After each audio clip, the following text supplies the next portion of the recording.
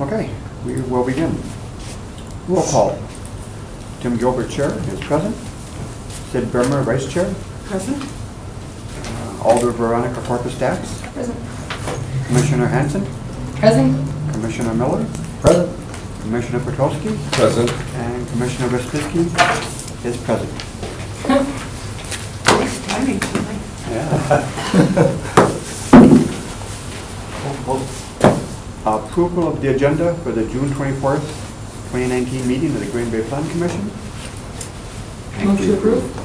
We have a motion by Commissioner Petrowski, a second by Commissioner Hanson. Hey, no sense giving me that thing, it doesn't work. No, I'll take it. I got something to complain about. Yeah, you need something, huh? Okay, we have a motion and a second. All in favor? Aye. Opposed? Okay, agenda is approved. Next item, approval of the minutes of the June 10th, 2019 meeting of the Green Bay Plan Commission. Motion approved. Second. We have a motion approved by Commissioner Respiski, a second by Commissioner Hanson to approve the minutes. All those in favor say aye. Aye. Opposed? The minutes are approved. Next item, informational. Item 1, discussion on draft revisions to Chapter 13-1700, off-street parking drives and loading. Thank you. So, most fun reading you'll ever have, and I just kind of gave it to you now. So we're doing a little bit different tonight. It's just a workshop, banter back and forth. I provided you with 4 documents in your little packet. One is a summary of changes. It's 3 pages long. Some are big and some are small. Well, that's what we're going to be focusing on tonight, is going over that summary of changes. Then there is a draft parking code. It's color-coded, so the red items are new content, and the blue items are where they've been augmented in some way, but they existed in some part. Then there's just a black and white sheet. That is our current 13-1700, just for your reference. And then the last item is a 4-page memo that went to Improvement and Services Committee from the parking manager last May. And it deals with a reoccurring request for on-street overnight parking. That kind of happens over and over, and there's a reason why that's included. I'll get to that when I go through the sections.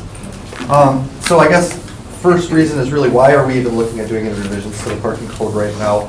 It all really started from a communication that came from Alderman Johnson, and it was a communication to consider and possible action on the elimination of any minimum parking requirements, period. So that's what kind of started it. When we looked into it a little bit further, our comp plan in the transportation section, even though it's an old comp plan, has quite a few items that address the parking code that haven't really been addressed, even though the parking code and the whole code was rewritten after the comp plan was adopted. It didn't take into some of these considerations. I don't know if it didn't make it through the reviewing process or what. But one was to exempt downtown from any minimum parking requirements. Another was increase flexibility in parking. Encourage shared parking, include bike and pedestrian facilities with all new developments, and improve access management, especially in arterial streets. So that's all right out of the comp plan. It fits in well with looking at our parking code. We do driveways as access, and then all the rest are obviously parking requirements. And then when I kind of looked at the code itself, now it's a code, so it's never going to read like a fiction story or anything, or be super pretty. But it was kind of hard to navigate everything around. There's a lot of things that were added over time and moved and replaced, and everything got out of order. So it was really kind of a cleanup. But again, it is still code. But then also we looked at just sort of common practices and current practices in the world, and sort of new technologies and that type of thing that would affect parking. Some that are kind of innovative that you don't see too much. So I've kind of gone over what you have, and we're going to focus really on that first page, that first set of pages. Excuse me, try to. Sure. Oh, all right. You want to see it? This damn thing won't work, and I'm having It's not anyway. I did an old school. So it reorganized the chapter itself. So you have a general provision section, 1. 2 is off-street parking and circulation. That's the number of stalls you need, how big your drive aisles have to be, that kind of thing. Then it breaks it down into regulations specific to single and two-family uses, because they're different than your larger developments. Everything else is in the next section 4. We threw in a whole section for alternative parking options or opportunities. And then the last section is the pedestrian and bicycle circulation requirements. So I was just going to go through these 3 pages, just kind of one by one real fast. Stop me at any time if you have concerns. I'll kind of add random stuff, observations or stuff we received from staff, concerns, that kind of thing. And again, this is kind of started off with a request to remove all parking minimums. So first, Can I just jump in with one Go ahead. quick aside? I think just from a broader context, before we really dive in, I think part of the request from one person, Johnson, came through some issues that we've been dealing with, particularly in redevelopment in the downtown area, and generally a parking code like most cities adopted, right?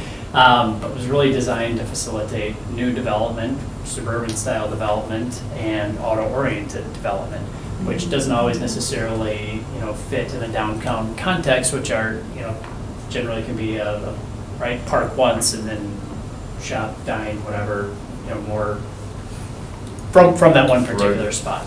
And so just putting my economic development hat on for a moment, in terms of things when it comes to, these minimum parking requirements, they add costs to projects, right? I mean, if you're having to provide spaces, pavement is not cheap, and as of the last 24 months, it's really not gotten cheaper. So, to look at ways to save money on costs, to keep projects affordable, and especially keeping housing projects affordable, I think they're not productive. If you look at our tax base and trying to grow revenue, when you assess a parking lot, it's not generating a ton of tax revenue, which kind of is combined with, an efficiency argument that, if a car is not parked there, like what job is it doing? And in a lot of cases, where you have businesses that are only open certain hours, if there's a space being provided but a car not using it, is that the most efficient use of land? And then with that, just from kind of a design aspect, the space equivalent, right? Parking takes a lot of space. You can cram a space into like 9 by 18, right? I think that's our bare minimum. But, okay, that's 9 by 18 for the car, plus you gotta allocate, you gotta get to that space, so some drive aisles, and you've gotta be able to get in, so a driveway and circulation, you can't have dead ends to turn around. So it really starts to add up some from a space constraint. And so I think, really what we wanted to do is look at this from kind of with the lens also of a market perspective, and then what is, right?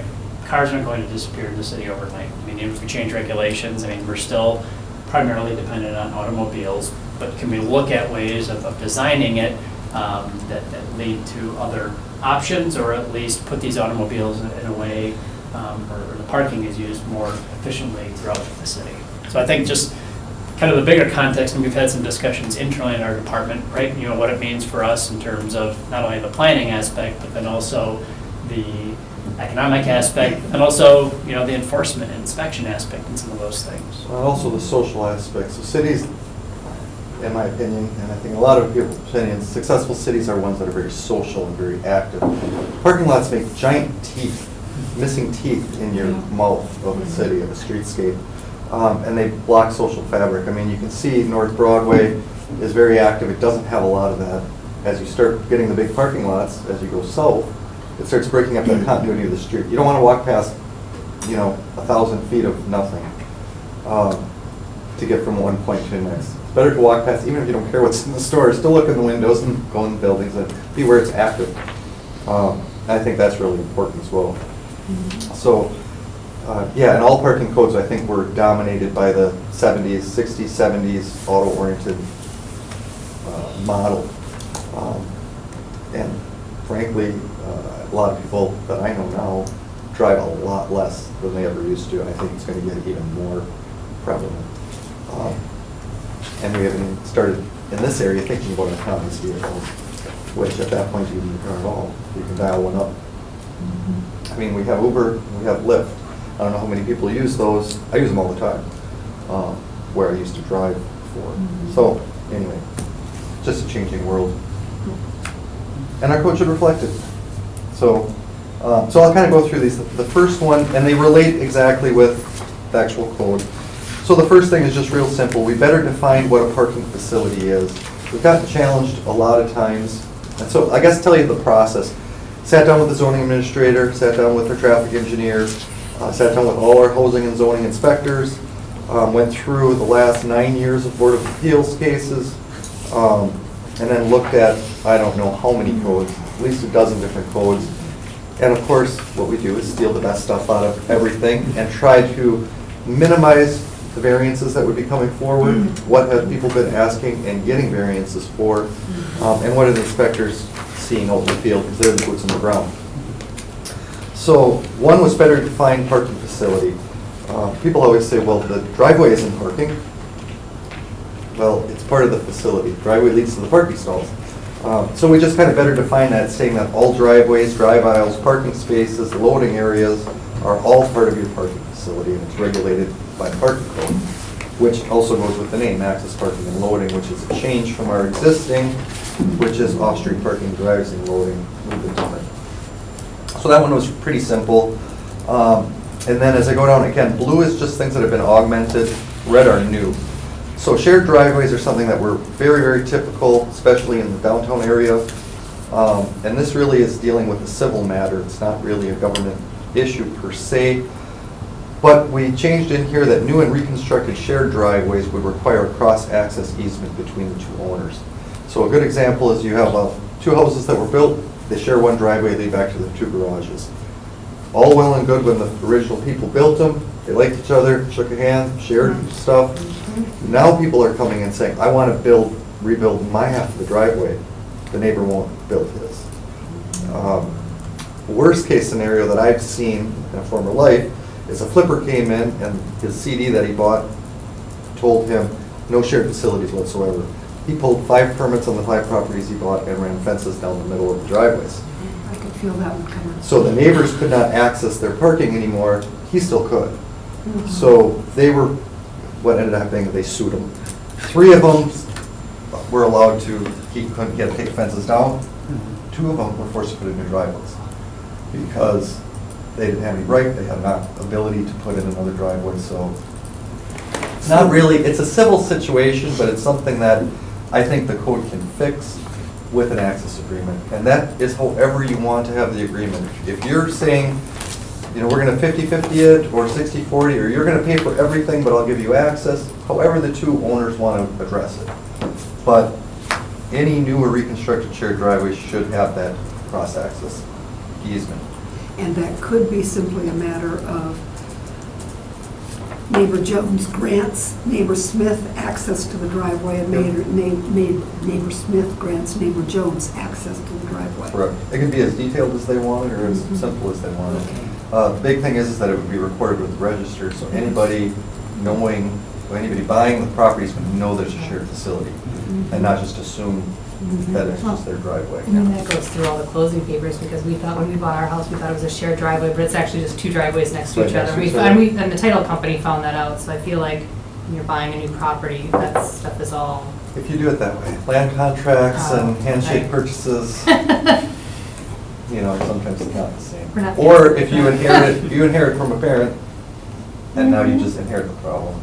So again, but that is a civil matter. What we tell people when they come in and complain about shared driveways is there's nothing we can do about it. Okay. So this kind of fixes it a little bit when they get reconstructed, at least make them address it. And then existing non-conforming facilities, basically that you can't reconstruct them or expand them at all unless they're brought into compliance with the code. Currently, we allow rehab as-is for residential driveways. So that one's going to be controversial, and some of these are going to be controversial. Staff doesn't even agree on all of these items that are in here. But so if your driveway's on the lot line and you come in to reconstruct it right on the lot line, you can, even though it doesn't meet code. So that's a little bit of change.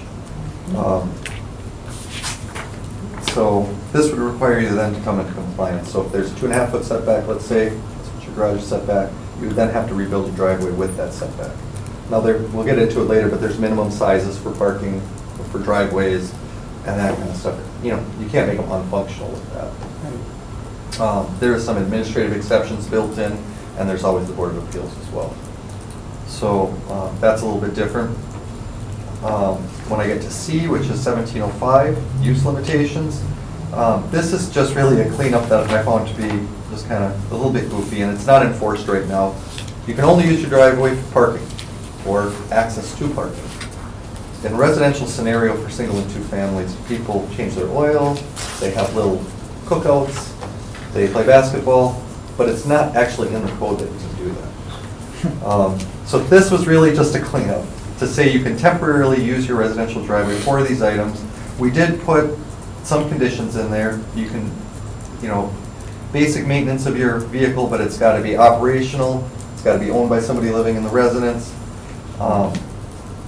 So, I mean, you can't just make a, you know, fix-em driveway.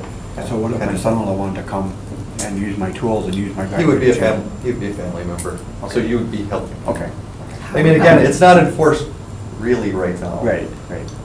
Unless it becomes a huge problem, somebody's got a semi parked out there and, you know, whatever, it's loading and unloading it. How about garage sales? They aren't recreational or Same. social, are they? Well, And it's really common to Green Bay. yeah, and the garage sales are, I think the way it's actually written, I kind of paraphrased everything in here. So I have, and other activities accessory to the principal single or two-family use. They also have to be limited to our, basically our noise ordinance, which is discontinued between 10 p.m. and 7 a.m. So you can't work in your car real late at night. Okay, I That kind get of it, thing. yes. So I did kind of try to shrink it down. I've got it, thank you. So that would cover Correct. the Yep. garage sales. Good. Then I get down to 1708. Hopefully these are all the same. So you can see that's augmented as well. But what this basically is reinforcing what our code says that isn't enforced very well right now. So if a facility is no longer serving a permitted use, providing access to a legal parking space, or an approved site plan, you know, if you have a vacant property but got an approved site plan, it's still a viable property, it must be removed in its entirety and replaced with vegetative ground cover. You'll see a house come down on some lots now, there'll be a curb cut there and a driveway leading up to nothing. What typically happens at that point is people start parking on it or going back there to party or do whatever, and it kind of becomes an eyesore. I'm going to give you a counter argument to that. Some people argue that if you're going to build a new business on it, you might want to reuse that lot and reuse those curb cuts. But in our experience, at least in my experience, it's a long time, and usually once they build something new, they've destroyed that surface, but they have to rebuild it anyway. You know, any kind of construction material going over a parking lot, it probably not going to be able to handle it unless Or you're just finding the use where it's going to match the original anyway. It's going to be Correct. How often did that happen? Not that often. So, So, well, but the- residential driveway it does. Possibly. Possibly. Yeah. But the curb cut would remain? Just Nope. the All, curb cut it would be in permanent? its entirety from the curb pavement line all the way. So who's going to pay for the curb to be replaced? Owner's The expense. owners. Yep. Because I see a lot of places now where you're driving along and you'll see, well, obviously there had been a driveway there at one time, but the curb cut's gone, but obviously it's not. Yeah, and that's really problematic in some of our more urban lots. Broadway's a good example. Had a lot of service stations and filling stations with giant curb cuts. Mm-hmm. Well, the parking lots have kind of gone away, but the curb cuts are there. And it's not frequent, but sometimes people drive up into them. And they park on the sidewalk. Because they can. They think it's a driveway. Yeah. It is a driveway, it's just, you know. Should has been that replaced. owner's expense be included in this?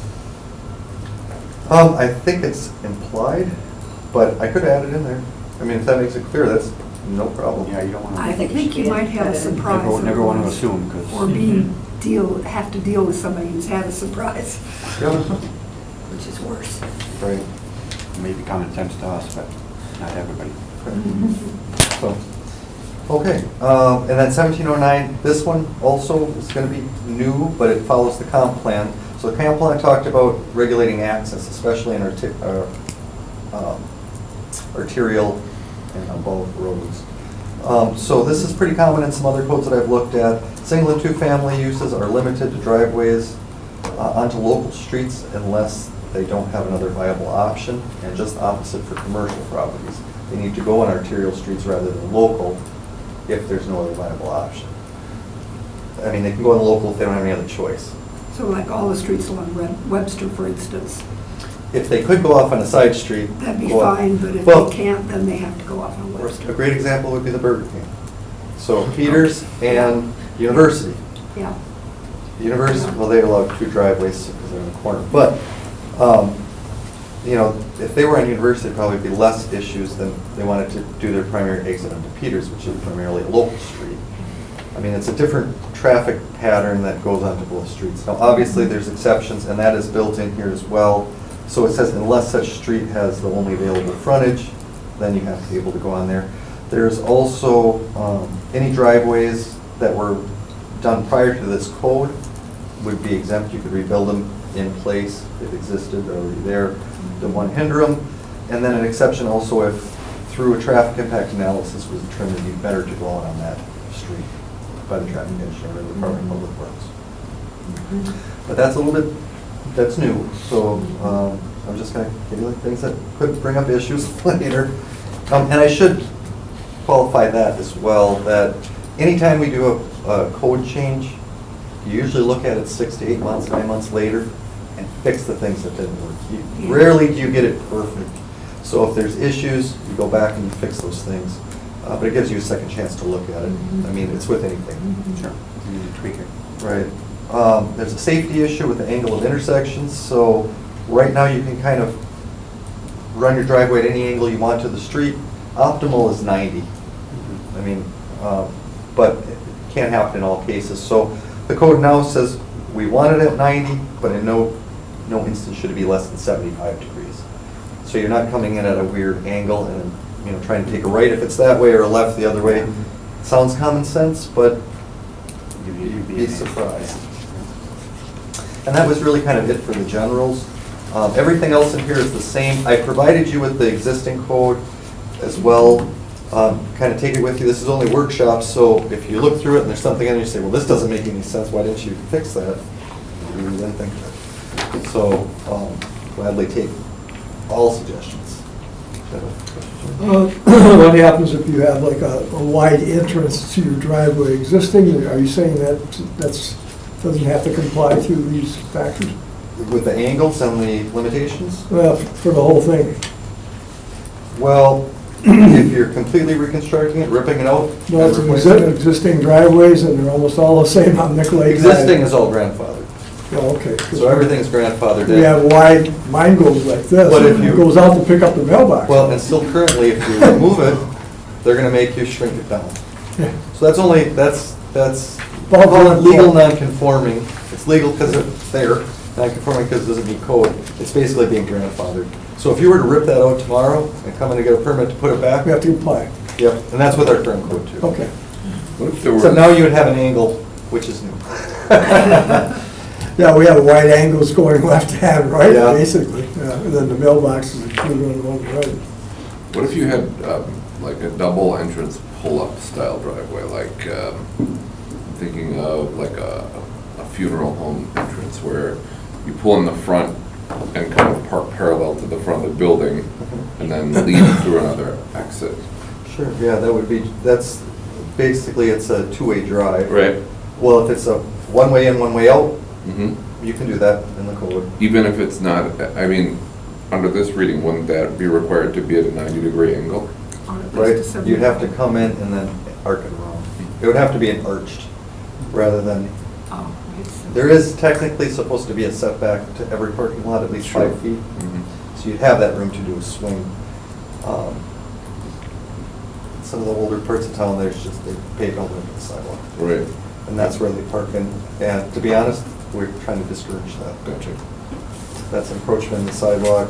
People park over the sidewalk, doors open up on the sidewalk. Sure. Again, we're focusing also on pedestrian safety, which is getting more prevalent. Right. And people who ride who they shouldn't, but ride their bikes on the sidewalk too. And then we kind of get into off-street parking and circulation. That's where you start talking about your minimum parking stall number and your drive aisles and that kind of size of drive aisles. So the first thing, we currently use gross square footage. So if you're a business, let's say a restaurant, we look at your 4 walls and we take the square footage of the center. And that's what your parking is based on. So if it's 1 per 500 square feet, it's gross. That is really kind of odd. It really needs to be net. Coolers, storage rooms, mechanical rooms, permanent fixtures where nobody can even walk, your hooded fixtures, need to be pulled out of that. We've changed it now to be a net floor area. And you can kind of read in here some of the stuff, uninhabitable attics, basements, underground parking, which really shouldn't count towards your parking requirements since it's parking cars, right? Elevator shafts, that kind of thing. We'd yank that all out. Again, one of the overall goals of this code was to reduce the need to have so much parking. Are you referencing a particular point in the document now, or are you talking about? Yep, this is 13, 17, 14. So you're in section 2. Yes. And again, they'll be blue or red, so you can pop Yes, on thank it. you, thank you. I got it. So, I mean, that just kind of made sense to me when I looked at it. Pretty basic sense. We also looked at building built on speculation.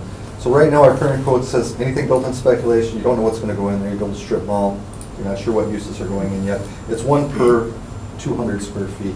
We kind of just beefed it up a little, 1 per 300, which is, when you get to the parking numbers, is what we require for restaurants, which is our highest, one of our highest requirements for parking. So, built on spec, you're going to have to kind of do that.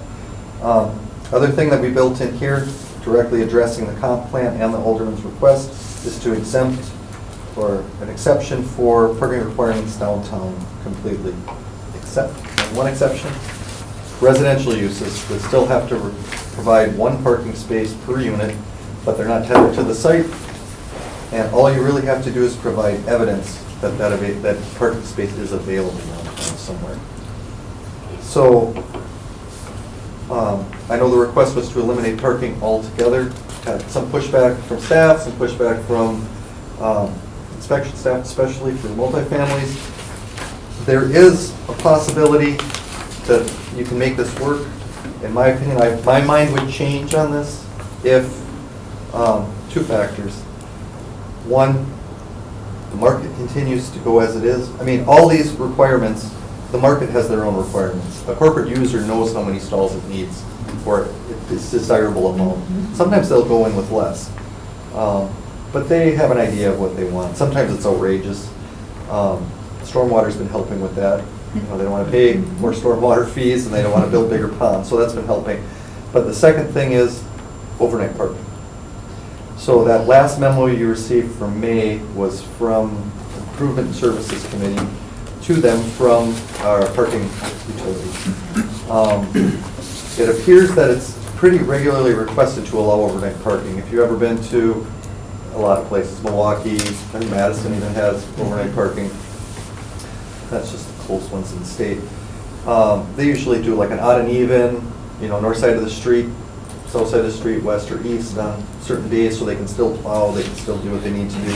Some communities will provide parking passes, so you pay $30, you can park anywhere you want on the street overnight.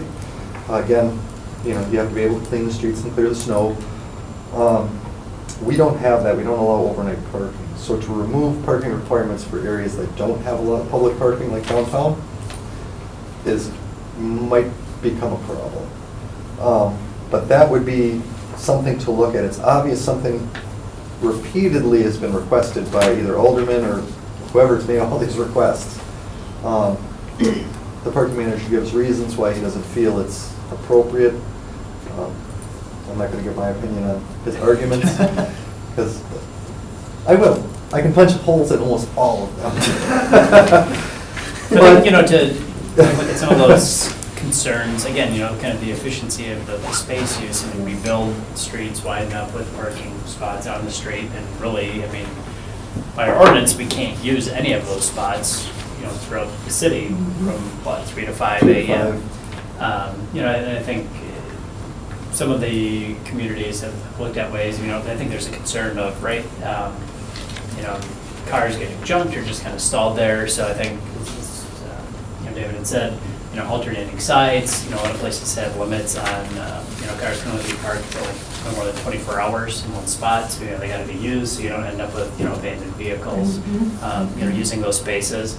But then I think, it also further is a question about, where we also charge for parking and permits and passes, and where we have meters and other types of things, to be able to use that space. It would be something, I think, dramatically different for the city. But again, we're not alone. I mean, there's a ton of upper Midwest cities that don't allow parking overnight. But there are a handful that do. But I think you can't, as Dave said, I mean, you can't look at this fully and comprehensively without realizing, again, right? I mean, there's still vehicles in the city that they're going to go somewhere, without kind of balancing how they use the pull-up side of our spaces. Especially residential uses. I mean, business uses, parking on the street during the day might be something that could be waived. And again, the private market is kind of dictating that, although you do have some business people who will just, well, I don't have to do anything, I'm not gonna do anything. And then it kind of becomes a neighborhood issue, we park around in the neighborhoods and whatnot. But for residential, it becomes really rough, because almost every household has a vehicle, almost. And that may change in the future, but currently it's not. And even currently, some of our small lots, I used to live on Hubbard, I had 2 spaces, one in the garage, one behind me. I guess all the time. I just paid the tickets, because they had to park on the street. And I only got, I think they gave me 6 times a year or something to call it. Just to remind you, by the way. Yeah, after that, I just kept paying, because, I guess I didn't have any parking. So, a lot of your urban lots, I was a single-family home, with a big multi-family. I have that issue currently. Some landlords can't rent to people who have vehicles, because they have no place to park. Even though the street in front of their business is 36 feet wide, 2 parking lanes, and nobody there in the evening. Or a lot of times in the daytime either. So are they bringing up the overnight parking mainly for downtown, like around the bars, the people who can't drive or shouldn't be driving? Well, they did put something in there that people would be sleeping in their cars and stuff like that. I mean, that I'd rather is they were a sleeping in their fear. cars Well, than that's driving true. is. That is true. Like I said, I don't know. There wasn't a lot in there that seemed super valid to me. But that's me personally. Well, what about the other 7, well, I'm assuming Green Bay is 1, but the other 6 cities in the top 10? The way that he crafted this comparison to other Wisconsin cities is a little misleading, because it says 3 have no restrictions, but how many of the other 6 have limited restrictions? Like, for example, alternating parking. Yeah, I don't know.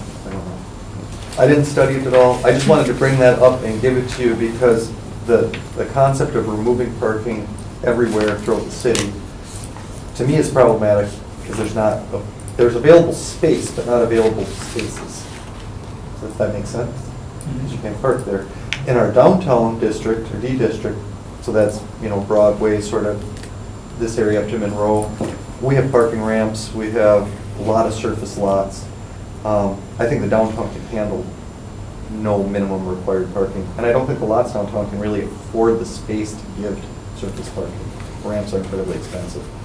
So I think it works downtown, but I don't think it works citywide without some relief down.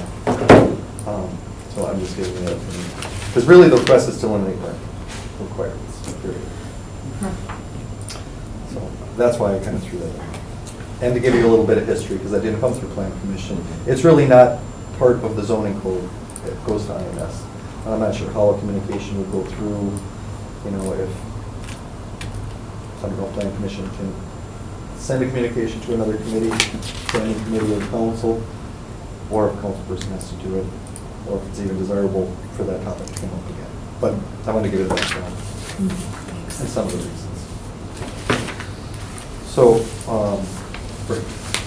So, with that in mind, we did drastically reduce the parking requirements in the table for areas outside of downtown. So some of them, like a restaurant right now, requires 1 stall per 100 square feet. So 1 stall per 10 by 10 area, of gross floor area. That's a lot of stalls, and really not necessary. We beefed that up to 1 to 300. More realistic. I did look at, like I said, a lot of different codes. I kind of pulled out of all of them, but I was cognizant to try to make it pretty uniform. So most of the other things you're going to find, like offices, artist studios, that kind of stuff, probably going to be 1 to 500. And I tried to keep as many as I could at 1 to 500. So it's easy to remember, it's easy to understand. If you're switching out uses, you don't have a parking disparity with your new use compared to your old one, because you were an accountant and now you're a lawyer. That makes a difference. I don't think so. Okay, and all this is referenced then to the commercial uses. Right, so Like it's you've broken just up, been saying, and that table is, starting page 5. yep, 4, 5, 6, and I think it even goes to 7 and 8. And this table references the same breakdown of uses as the zoning districts do. So when you look through like the land use definition table, this is how they're broken down. They didn't really coordinate with each other before. So if it's in the land use table, it's in this table. So some of them might seem like, well, why do you have two things that have the same parking requirement? Because they were listed separately in the land use table. So we could kind of shrink them down, but they probably have different design standards or something that made them separate out. I mean, I'm not going to go over all of these. Some of the big significant ones that I see here, again, is multifamily. So And you're on page 4 now? I'm on page 4. So multifamily, our current code requires 1 space for 1-bedroom units or studios, plus 1 per 4 units for visitor parking. If it's a 2-bedroom, it's 2 spaces, so 1 per bedroom. We drop that down to 1 per dwelling unit. If you're a couple and you only happen to have 1 car, that's great. You don't need 2 parking spaces. Part of it also is, it's some of the responsibility of the landlord in that situation, or the developer, to determine how many spaces he needs. You know, you're limiting who you can rent to. People aren't going to rent your place because they only get 1 stall. Well, that was your choice. But there are some developers who have no problem with that, especially like around campus student housing. Generally, you have 1 car for 2, 3-bedroom units, and it works. See if there's any other really biggies here. We got away from using seats. The old code would say, like for a church or a religious institution, they would say 1 per, I don't remember how many seats, but it was 1 per 6 seats, that's what it used to say. Technically, for the Religious Land Use Institutionalized Persons Act, you have to treat them exactly the same as any other assembly use, which is done by capacity, square foot capacity. Also in a church, unless it's a Catholic church that has pews, a lot of times it's just chairs. They come and go. If it's a mosque, it's rugs. I can't remember what the cushions are called. The Buddhist sangha, but whatever, you get my point. Capacity is a much better way to go. So we remove seats out of here completely. It's not going to refer to seats anymore. It's going to go to capacity. But a lot of them kind of changed. Like the shelter facility used to be 1 space per 3 persons plus 2 spaces for 3 full-time employees. We changed that to 1 to 5 spaces. You're back on page 4 I'm now? back on 4, yep. I'm having trouble following, so Okay. if you can locate things, it would help. Sure. Well, and like I said, I wasn't going to go through all of these. I was just trying to Yeah. pick out some that were really big. You know, Exactly. you kind of look through this at your leisure. But I'm on page 6 now. I'm just grabbing random ones. So personal or service business, or business service business, that's your accountants, that kind of thing. Used to be 1 stall per 250 square feet. We beefed it up to 1 to 500. So again, kind of looked at other codes and what they were doing, and also trying to reduce the need to have that much parking. If you want to do a little bit more, you can. And you can kind of follow that down. You'll see a lot of 1 per 500. Again, I tried to use that standard. You'll see some of them that get complicated, like outdoor recreational facility. It's to be determined by the zoning administrator based on a parking study. Outdoor rec is a pretty wide category. Our current code kind of tries to pick out stuff. So many per tennis court and so many per hockey rink. But I mean, Yeah. a parking study's probably needed. And that, you know, some of them that are new, they were land uses that had no parking reference, so like a marina. 2 spaces per 3 slips. I mean, not everybody's gonna be taking their boat at the same time. So we added ones in here that didn't exist currently, you know, boat landings, campgrounds, agriculture. None of those are listed in our current code. Trying to take out some of the more confusing stuff for like industrial uses on page 7. It used to be 1 stall per 1,000 square feet up to 20,000 square feet, then 1 stall per 2,000 square feet, and 1 stall per so many employees, and started to become this weird formula. So we just kind of took that out and either used an employee base or a square footage base. For industrial, the way that industrial uses have been changing, they get much less space-oriented and people-oriented. They're a lot more automated. So we tried to break those down to employees. How many employees are you going to have on your shift? Accommodate that. 2 to 3, in case they take the bus, ride shares, whatnot. Yes, sir. Boat landing, 4 spaces per launch, why? Typically, you have multiple people coming to that boat landing. They leave, they go out for the day, all usually the same day because it's beautiful, and they leave their cars there. People who are going out in the boats, so Right. you're actually going by occupants rather than the boat or trailer. Well, we're going by the launches, so we're figuring you may have, in any given day, 4 people using the launch, Oh, launching their boats and leaving their cars. oh, okay. We're kind of saying that's at a max. So, which isn't really unrealistic. Our launches aren't huge, usually have 1 or 2 launches, maybe 3. You get a lot of boats going out on those days. Now, the days where there's really crappy weather, in winter, it's going to be a parking lot you may not use. But, you know, and those are even different, because there's usually also a trailer, they take up 2 spaces. Yeah, I can see that. But not always. You know, you could go with your boat and trailer, and I'm going to come and ride with you and Right, take you. right. Maybe in the future. Right.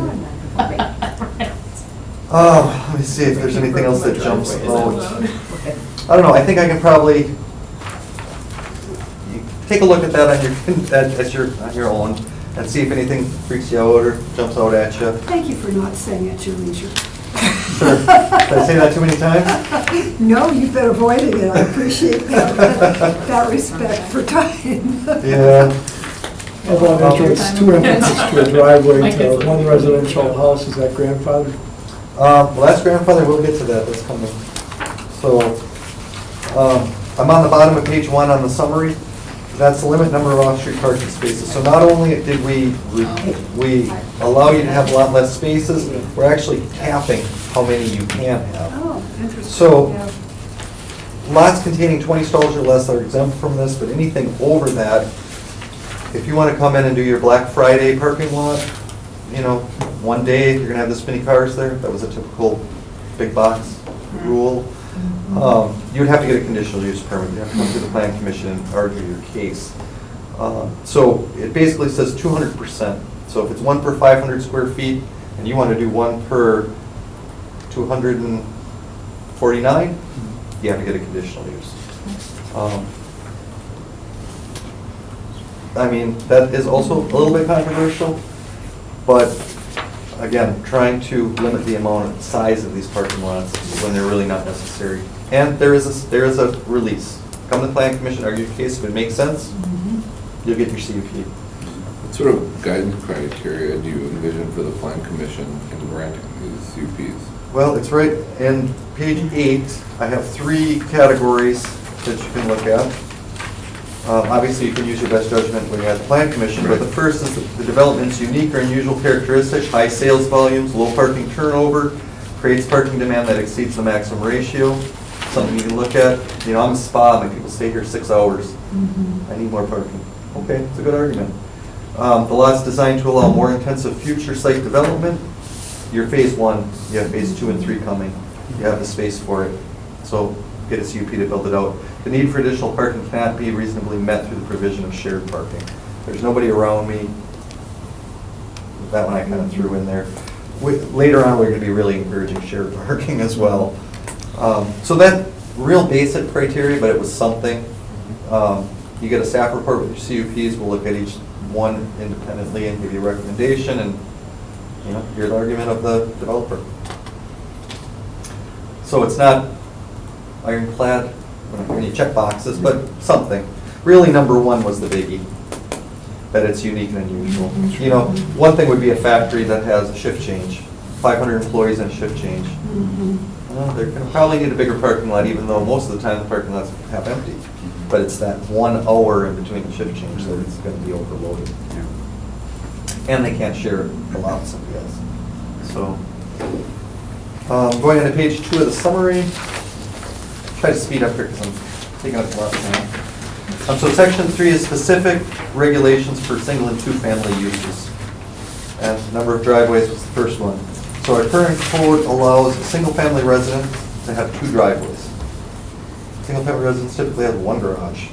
They can have a second outbuilding, but it's pretty small. That is changed to 1 driveway. 2 families could still have 2. You have 2 units, 2 driveways, 1 unit, 1 driveway. Everything that's pre-existing is grandfathered. There's also provisions in the code for circular driveways, side load driveways, that kind of stuff. So if you have a circular driveway where you're coming in and exiting back out, you could still have that. You could have the 2 curb cuts. But what we get a lot right now is 1 goes to the drive, 1 goes to the parking space or the garage, if it's an uncovered space, or the garage, and then they put a second one on the side of the house, just so they can put more stuff there. Or if it's a, you know, not technically a 2-family, but they have more than 1 family living there, they use that as their second entrance. That doesn't have to be paved properly though, to Yep. park alongside the house? Well, there is a provision out in the parking code, a separate section of the code that allows you to park RVs and trailers in your backyard, store them there, not park, because you don't have to run pavement to them. Blacktop or nothing, gravel? Nope. So it's parked on the lawn? RV Wow. storage. Well, you have to put them on a paver or some kind of hard surface, but Really? it's section 500, 13,500. It's not part of the parking code. Okay. It's a storage. If it's parking, you have to have paved access to it. So, of course, if it's gravel, it's grandfathered until you reconstruct it. Eventually, you're going to have to. Even gravel pits and cracks and disappears. So that's kind of a big change. We added a driveway setback for narrow lots. So our downtown areas have very, very narrow lots, some 35 feet, 40 feet wide. So on lots that are less than 60 feet, which is kind of even a little bit wider than normal, they're usually around 50, we reduced the setback to 1 foot. And then also added an administrative exception that if you can't reach an 8-foot wide driveway, which is the minimum, the zoning administrator can waive it. It doesn't have to go through the Board of Appeals. We get a lot of variances for that. They just don't have enough width in between their house and the lot line. To give you an example, the 70s ranch, 60s, 50s, 40s ranch, not so many ranches in the 40s, those only require, if they're single story, a 6-foot setback. They come in to put an outbuilding in the back or a garage in the back, where they converted their attached garage to living space, and they needed to put a new garage. They only have a 6-foot setback. They actually can't physically fit a driveway around to the back of their lot. So you could give that exception at that point. Driveway setbacks have also changed. They were static in the current code. Now they're linked to your parking space. So if it's a garage space, the driveway setback, as far as the garage space is set back. So if it's, your garage is 2.5 foot off the lot line, your driveway is 2.5 feet off the lot line. If you have an open parking space next to your garage, well, it can widen out to that parking space. You gotta get access to it, I guess is the point. And then driveway width. We did add a minimum of 8 feet for any driveways. These are, again, single and 2-family only. Your maximum width is the same, it's 25 feet, which we currently have. And it can match the garage. If you have a 3-stall garage, it can get wider once you get into the lot. But once you're at the lot line, it's limited to 25.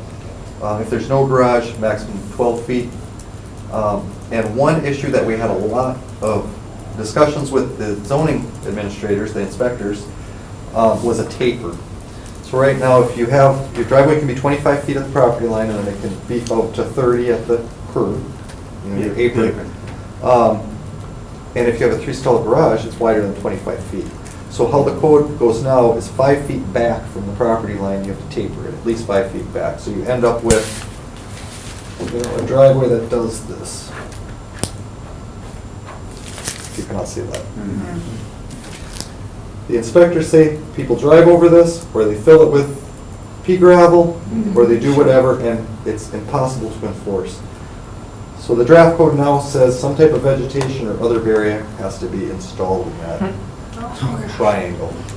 Public Works does not want a wider curb cut. They think 25 is probably too wide already. So that was to address mainly the concern of the enforcement officers. And something as simple as throwing a bush in there.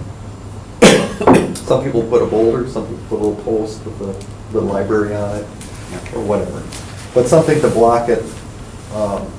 You'll often see it with duplexes that have shared driveways, they'll have a strip down the center. They have to have a strip down the center. Some people plant bushes, or they'll put boulders, or they'll put something in there to keep them separated. Otherwise, it just becomes a de facto driveway. Now, is it gonna be mandatory that they have some object in that space? Yes. What if they don't, but it's obvious that they never drive on it? I mean, the grass is nice and Well, there's no sign that they ever drive on that. Well, any existing is grandfathered. Any Okay. new one would have to have Would it. have to have.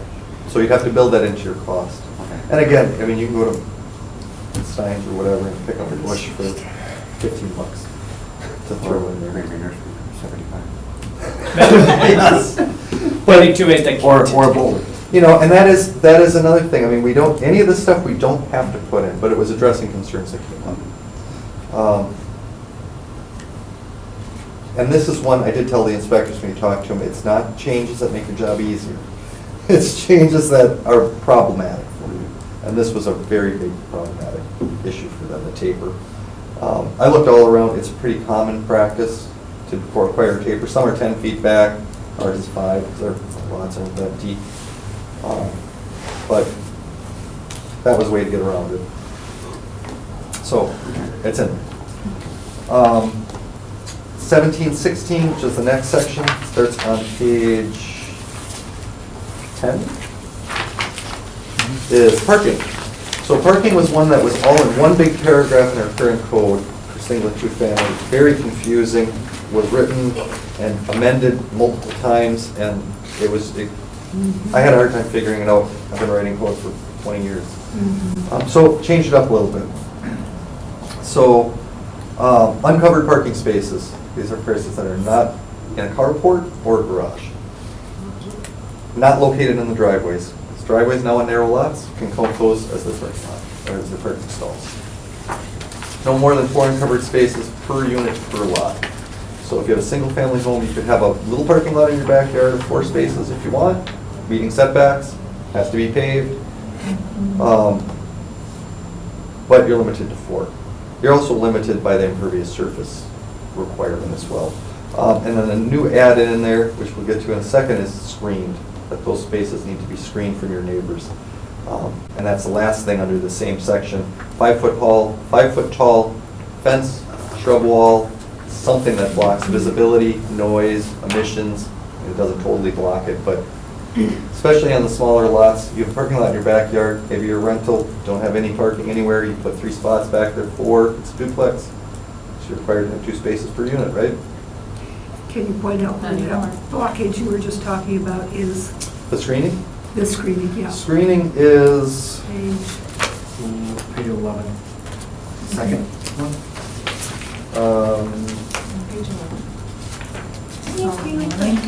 Thank you. Okay. Yep, I have mine on- Side, yeah. I have mine at 12. So I know we printed around on the top of 12. Oh, great. Yep. Okay. So it's a 5-foot tall vegetative fencing of other material that creates a solid screen impervious to sight, excluding views from access way, of course. You have to get to it, right? So if things are already existing, that's grandfathered in, but then if they ever, okay. If they rip it up and repave it, Right. then they have to put in their screening. Because I'm just thinking about the properties that we have. There's no, it faces one street, and its back access is to an alley, and there's no garage, it's just a gravel lot that, there's no driveway, it just comes, as you're coming off the alley. But it comes off the alley, and there's a provision for that in here. Is It it? can be Okay.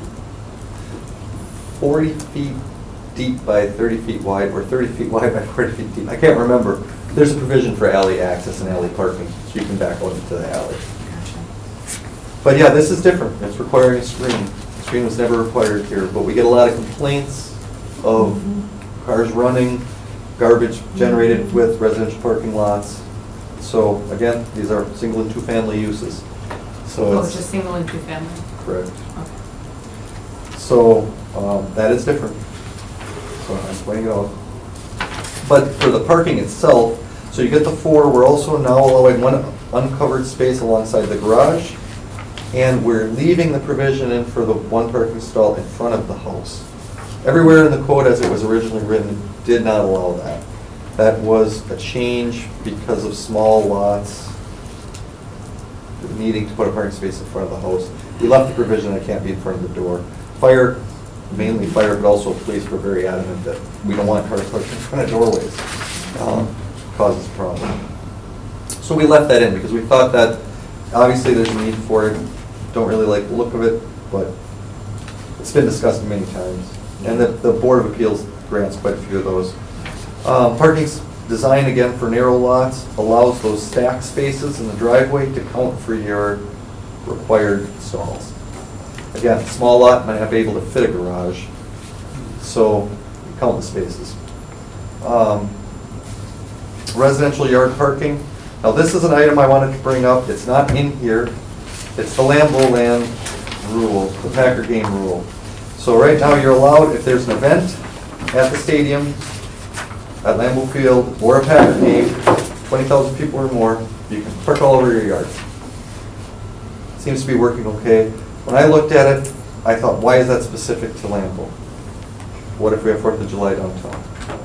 So I didn't put it in the code, but I put it in here saying, do you want that same, well, I call it availability of people, that same right that we're giving to people that live around Lambeau for people who live in other areas of the I city? thought it was set up that way, as far as I knew. It was true all over the city of Green Bay. When there was a football game, you can park on the It lawn. is. Yeah, it is. But I've seen only, people do but it. only for a football game or an event at Lambeau.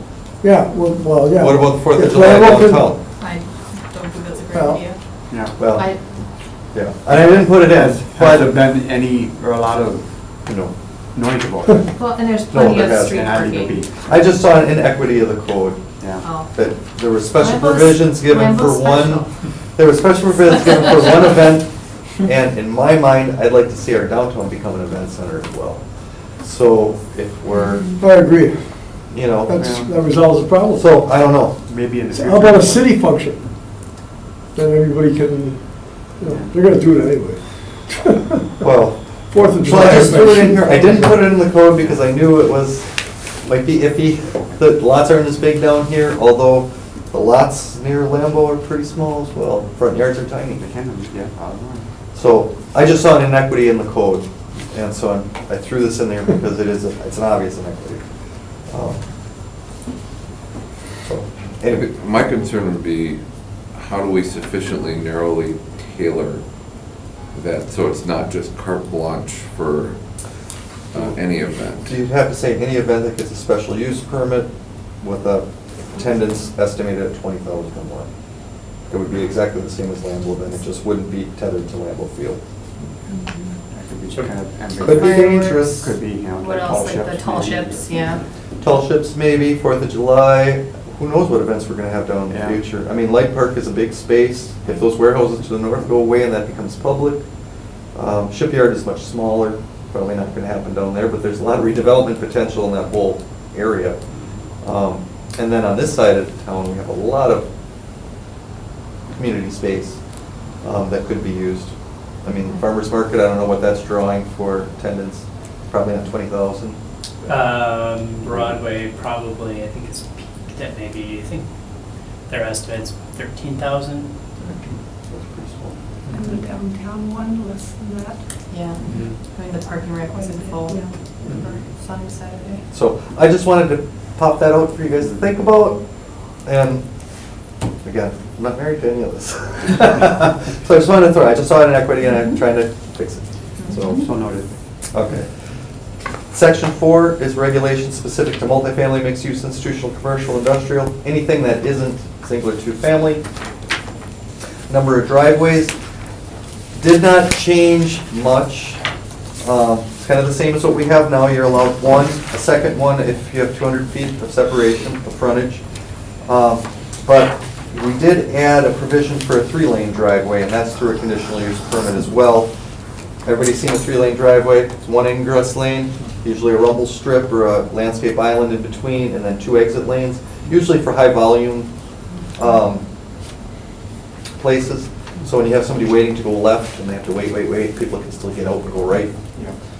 Those are typically 12-foot ingress, 10-foot egress, they're narrow, and then they have that divider. And so we put that ability to have that in here, and I might have, I'll have to take a look, I might have removed it. I did remove the conditional use. I added concurrence of the zoning administrator and traffic engineer. And then further added that it should be limited to the sites that have high traffic volumes, unique timeframes of mass ingress, egress, or other conditions that make the standard driveway operate less optimally. That is a pretty common driveway. Actually, I've seen them in town. I'm not sure how they got them in there, but I've seen them. Might as well offer them. Right. And then driveway widths. A lot of variance requests and a lot of complaints that our driveways are too narrow, especially for semi-traffic. So again, this is for not singles or twos, but we increased the width of 1-lane driveway, so it's a one-way in, one-way out, from 15 feet at the property line, 25 at the curb, to 20 and 30.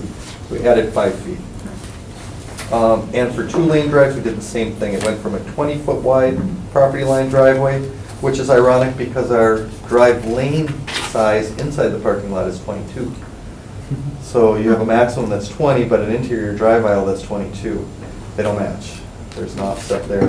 So we beefed that up to 25 maximum and 35, and then for semis even further, we went to 30, 40 because of the turn movements. And our traffic engineer looked at this and said it's pretty good. They should be able to make it in. They might have to go over the line once in a while, but there were other communities that I looked at. Oshkosh, for example, was 40 feet at the property line, 70 feet at the curb for semis.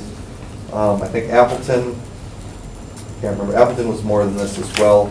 Ashwaubenon had per site plan. I guess they review everything individually, so I didn't have standard. I did not put any of that in here. Nothing irks a developer more than not knowing what he has to do. And have to go get permission for everything, which could be arbitrary. But I beefed them up a little bit. Again, that'll be one to check after the fact to see if they're functioning properly. Do they need to be increased more? I don't know. Our engineer tends to think they're okay, the way they're in here. And then it was circulation. Again, special provision for non-conforming parking facilities. So if you're, and this is on page 14. Yep. Got it. So if you have a non-conforming parking facility already, this is really for old lots. That the zoning administrator can give you an exemption if, to meet the code and setbacks, it's going to remove legal parking spaces that are required or prevent required internal drive aisle and circulation. So because the way the code is, your lot won't function anymore, he can waive it rather than you going to the board and saying, hey, if I have to redo it, I just don't have the space. It's always been a store. The board, in my review, has approved 100% of those. So make it administrative, take away that 4-week wait for them to get the parking lot done. Marking was just an augmentation there. Basically says you're going to mark your parking stalls with stripes, and you're going to maintain them clear and visible. And that also included pedestrian walkways and other designated areas like loading zones, drop-off zones. But a lot of parking lots, they just don't do it. They do it when it was first built, and they never buy the spray paint can and they do it again. Yeah. So we just made it clear. The next one is going to be controversial one, I think. Curbing. Currently, we don't require curbing. Only around landscape islands inside the parking lot, and that's to protect the landscaping, and so you don't run into trees. Oh, I get it. What I put in this one is curbing would be required everywhere, unless your parking lot has a bioretention type element to it. So if stormwater needs to run off the parking lot, you don't have to have the curbs. that would be approved by Public Works. And then there was a little exception for industrial, that you would only be required to have the curbing in an industrial site, you know, in the islands, in your front yard, that on the sidewalk or the street, or adjacent to walkways. Now, the big thing I'm going to point out here is that, in my experience, will almost double the cost of your parking lot. Curbing's expensive. A lot of forms. It helps with stormwater, but it's mainly an aesthetic issue. It protects landscaping. Slight safety issue because walkways, people roll over walkways or they park in walkways. People can't get around cars. But again, that is very costly. So I have it in here, but I want to point out that that is not super business friendly and has limited benefit, really. I'm trying to picture it. So can you describe? Our parking lot has curbing all around it. Frames the parking area, basically. Frames the parking area, it That's clear. directs the traffic, or not, Yeah. well, it directs traffic too, but it directs water. It'll hit that 6-inch curb and run to the basin rather than run off into the sidewalk in the winter, which is problematic because then it ices. Yeah. It'll stop vehicles, so there's like a wheel stop. Some of them that you see that don't have that, I'm trying to think of a good example off the top of my head. There's a lot of them. You probably see one if you look out the window. I feel like every bank parking lot in town doesn't have curbing. Doesn't have on most curbing. of its edging. It's gonna make it more difficult to plow too. You're gonna be hitting the curb. I have heard that a lot of times. Where I worked in Oshkosh, they made a list of contractors who would gladly pave curbed parking lots, and they would hand that to developers. And then you see how fast those guys that say they can't plow go, oh no, I can plow it. Well, they're gonna lose their gig. But Yeah, again, banks, I think the associated plat, I don't think that has curbing, but that's a straight plat. yeah, School yeah, you can across the way tell. doesn't. And again, you know, you're right next to, those at least are running parallel to the sidewalk, the parking stalls. Yeah. When they're perpendicular is where it becomes problematic. If yeah. there's not required to put any wheel stops in, you can kind of roll over that sidewalk and block it. Yeah, yeah. Not necessarily for you and I, we can walk into the terrace if there is one, or on the street, but if you're mobility challenged, you don't have enough. You're stopped. You're gonna have Usually to- as a car user, you can't really tell the difference, but like me as a pedestrian, you can tell that safety, like you just feel better when there's that buffer, but usually the wheel stops can do the same thing as well. So I mean, we could do something like that, say if you're joining a walkway or a public street, you have to put a wheel stop. They're kind of ugly, and they don't do anything for stormwater. After they're plowed, they usually get moved all over the place. They usually have like 2 pieces of rebar, if anything. Just demolished. And once they're moved, they start going all over. It's almost better not to have anything, but. So I just threw it in there. It's very common in a lot of communities to require curbing. Usually ones that have a little bit bigger design emphasis on their sites. But I have it in here right now. I don't know. You guys have any opinion on that? I think it makes the parking lot look a lot neater, you know, just, That's thank the you for the aesthetic frames, it part just that you were finishes it talking off. It is the aesthetic, but is the value worth the aesthetics? Yeah. This is the question. And it's something that we don't require here now. You can do it if you want to, but we don't have it here now. So, I mean, that's gonna be a major change and probably get some pushback. Now, how does that fit though with the requirement for fencing around parking lots? It would go with it really well, right? Well, good.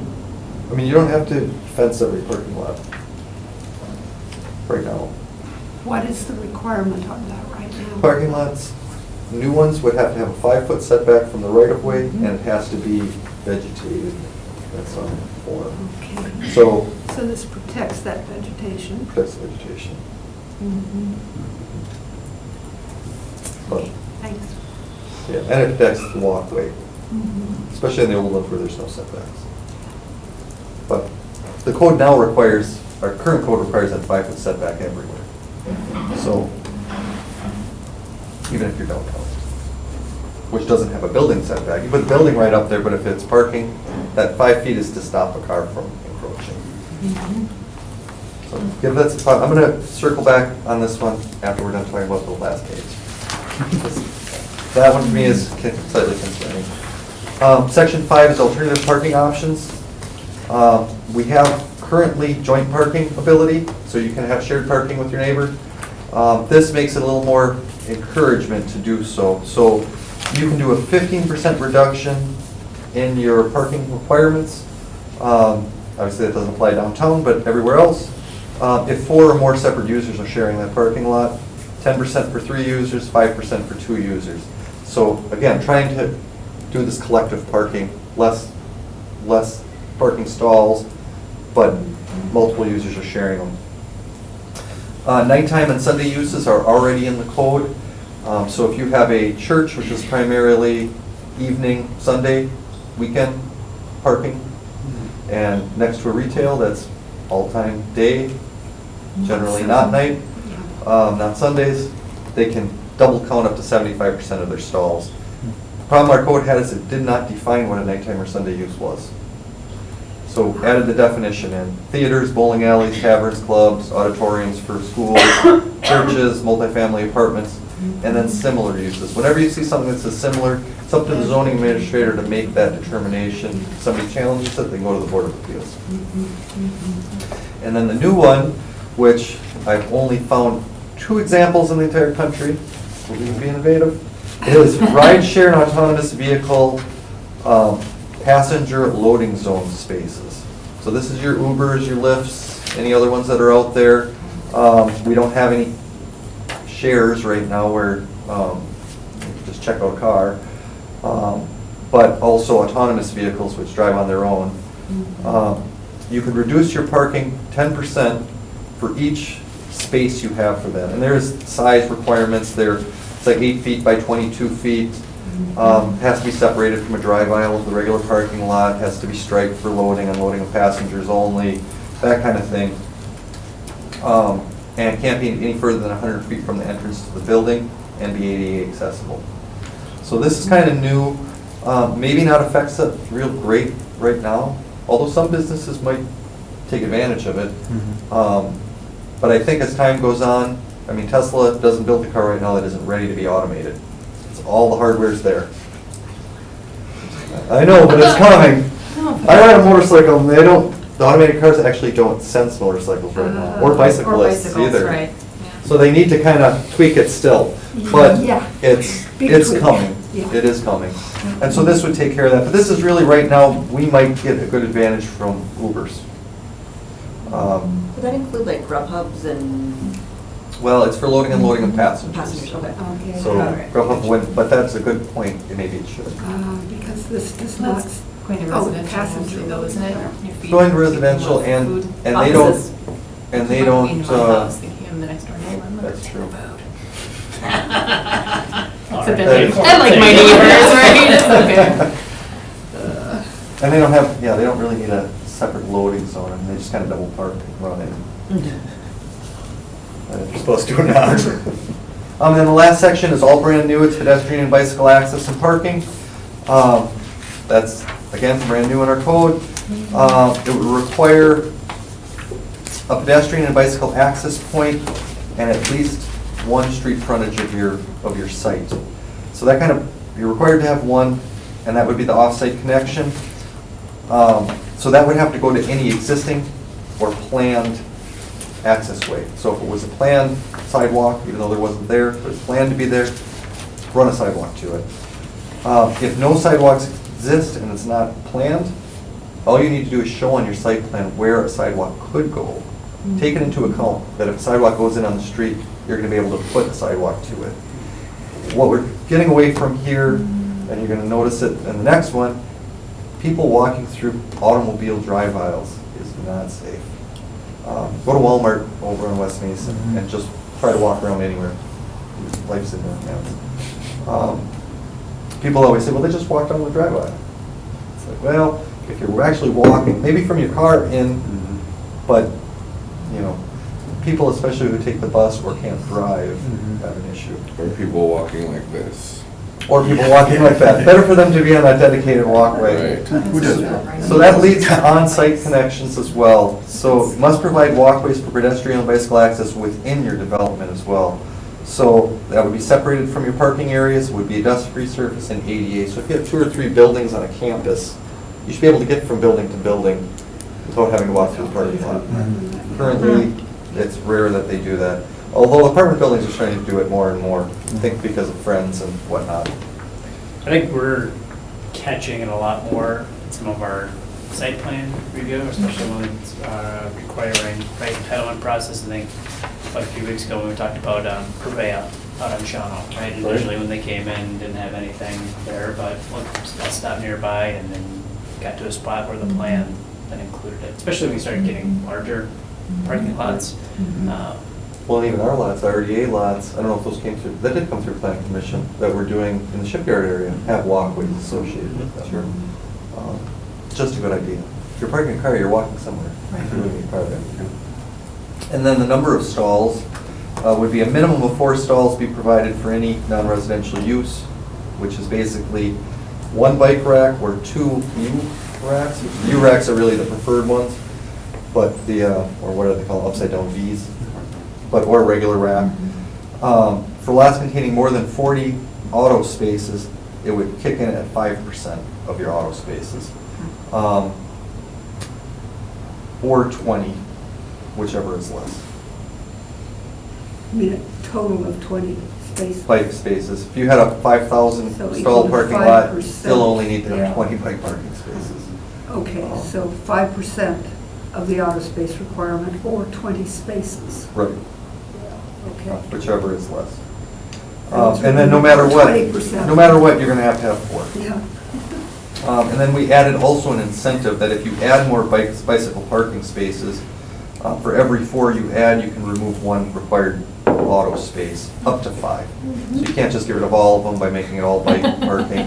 Although that is something to think about. That was your choice. Maybe. If that's your choice, I mean, let the market dictate, right? Yeah. And then design, it's just basically bicycle parking has to be on a hard surface, you can't put it on the grass, you can't put it in some gravel somewhere. Has to be secure, can't be dragged around. Located no further than the auto spaces are to the entrance. I've seen some bike parking that's way out, no man's land. It's like, well, you can park over there. So no And then take further bus to the- from the entrance than auto spaces, right? Correct. I wasn't Yep. understanding what the no further referred Yeah. to. Again, I kind of summarized. I should have put the page numbers in to where they were. That's okay. Can't conflict with pedestrians and automobiles, can't put it in the middle of a sidewalk. And actually, we're guilty of that. It's not actually bike parking. We have a wrought iron fence that runs along right in the front of the building, right next to the sidewalk. People use it for parking, they chain their bikes to it, but then the bike's in the sidewalk. You can't get Yeah. around. So that would kind of stop that. That's not meant to be bike parking, it just happens to be used for that. And then the last one, if your automobile spaces are covered, your bike spaces need to be covered as well. You can get, yeah, right? You can get much more details. When I first drafted this, I had been looking at codes that required bike boxes, lockers. Some codes even require, not generally in the parking section, but showers in businesses to allow you to So you can wash bike up and after you bike to work. That might be a little bit more progressive than we are right now. I didn't put it in there. But those were the basic changes. Everything else pretty much stayed the same, just got moved around. There were, here, what did I have from, some of the options, issues that came with that the inspectors wanted me to share. High concern with space reductions for multifamily, even going down to 1 per unit. The inspectors thought there's a big issue with parking in multifamily in their eyes. Again, that kind of flops over to the no street parking. They would like to also see a front yard turnaround for major roads. So a little space cut out of your front yard so you could back into it and then exit in a forward motion. If you're on like a Dousman or Oh a my gosh, Mason yeah, I Street, get it. eats up your front yard, Yeah. becomes a front yard parking space. I was gonna say, it was, yeah. if you're gonna Right. back Fire does not up, like that, there. again, becomes problematic, so it didn't get in there, but I wanted to share their concerns with you. Traffic engineer really wanted us to check our parking count numbers with what ITE recommends, that's the Institute of Transportation Engineers, recommends for traffic movements coming out of businesses. I looked at that, it's incredibly difficult to calculate those numbers. They're based on all kinds of weird stuff. I'm not an engineer, and I hate math. So, I didn't do that yet. I We plan have to a do math that. kit here, why don't you just make him do it? Actually, I should. And then he also wanted lighting standards to be updated in the parking code, but lighting isn't in the parking code, it's in the lighting code. So again, that's a different section. So it references, that would be a whole nother rewrite. Zoning administrator didn't have too many issues. He wanted to get rid of all the employee requirements in the table because it's difficult to determine how many employees somebody would have. But for some businesses, that's difficult. So like for a rooming house, you can have it 1 per 5 rooms or 6 rooms or 10 rooms or however many you felt would be appropriate, but there's a staff element to that as well. How many staff people are working there? They're probably driving. We have it as 2 per 3. Benefit of the doubt that people are carpooling together. But, so that was left in there. Other than that, I pretty much dealt with most people's, internally anyway, their issues and concerns. But again, the focus of this was to reduce the need for parking, provide more options, let the market sort of dictate what they need to a point, and just make it easier to use. And try to be a little forward-thinking with some of the bike parking, autonomous vehicles. Also plays in with our recently adopted safe walk and bike plan. Hopefully it meshes with that well. I had this written before it was adopted. I'm sure it does. So there you go. That is it. Wow. A lot of stuff, took up a lot of time. Sorry. Yeah. But if you have any issues you have today, spit them out at me. If you have something you want to look it over, take it home. It's wonderful reading. I'm sure you'll all be digging into it. But something just sticks you wrong, or you don't like it, or it reads confusing, or anything, you can shoot me an email. You can let me know. I'll address it. But the one thing I did kind of wanted to ask you about were 2 things. One was the event parking. Something I'd like to pull out right away or put in. It's not in there yet. If it's something you think is important. And the other was curbing. I have another one too. The yard parking, the curbing. I think that was it. Give me any judgments on that? As far as the yard parking. Because this is going to come back to you at Plan Commission with the same questions, and you'll have to have the public discussion at that point. I think it's my opinion that if there hasn't been a lot of requests or discussion about it, other than, Lamopio, there hasn't been a lot of feedback about it, I'd probably just let it be for now. Maybe you can add it later in the future That is if true. it comes up. We will If it do becomes an issue. periodic updates on this, especially once it changes like this. I don't like the idea of that at all, but we lived for 5 years on the corner of Kellogg and Ashland, so 3 blocks off Broadway. And people, park as far up there for the farmer's market and way past there for things like the fireworks. I can't see yard parking. I mean, beside the fact that the lots are incredibly small, ours at that property is 50 frontage. And then we now just live 6 blocks, like 2 blocks over and 4 blocks up from there. And the same, our lots are 48. You don't be able to get 2 cars in You should see my driveway now. I have a lot of cars in there. It's got the whole fishtail in the back toward the garage, but yeah, I don't like the idea of the yard parking. Well, let me do it this down way. there. Is anybody thinks it's important enough that I should put it in? Okay, I got my answer. Plus, I live a block from West High. That parking lot is, both the parking lots on If either it- side if could be sometime used in for the that future, if too. somebody built a stadium or something, or some event, Right. Yeah. I Light guess Park that's- expands and becomes a huge event center. Then maybe, but Okay. right now. Well, what do you think about the curbing? I don't have hard numbers for you, but I can tell you it is almost double. Is it For is most it going to be a lots. hardship for people who are needing to put that in? It's gonna be expensive. Right. They're gonna complain. Is I've it- been in is communities this where like this a- was instituted where it wasn't gonna before, Is this and like a business Is it thing gonna only curtail for development? the whole curbs? Mhm. only multifamily, mixed use, commercial, Multifamily. industrial. Ooh. So for a multifamily, so more than 2? More So than like 2. a 3, 4, For the parking lots of a if you have a multifamily and you're using a garage and a driveway residential, you wouldn't have to do what if that. you don't have a garage or a driveway and you just have off access off the alley? Then it would probably have to be curbed. I didn't. does this there's no affect exception- me? There's no exception for that in here. I could build that in for under 4 units or something like that, but, anything can be quantified like that. But I guess it's more the concept. Is the aesthetic and the small stormwater benefit but also the safety, which might be small, but it's the safety benefit, worth the cost? I mean, again, a lot of our code changes that we do throughout the whole code are to be a little more pro business environment and kind of let the market do some kind of the dictating rather than us dictating everything.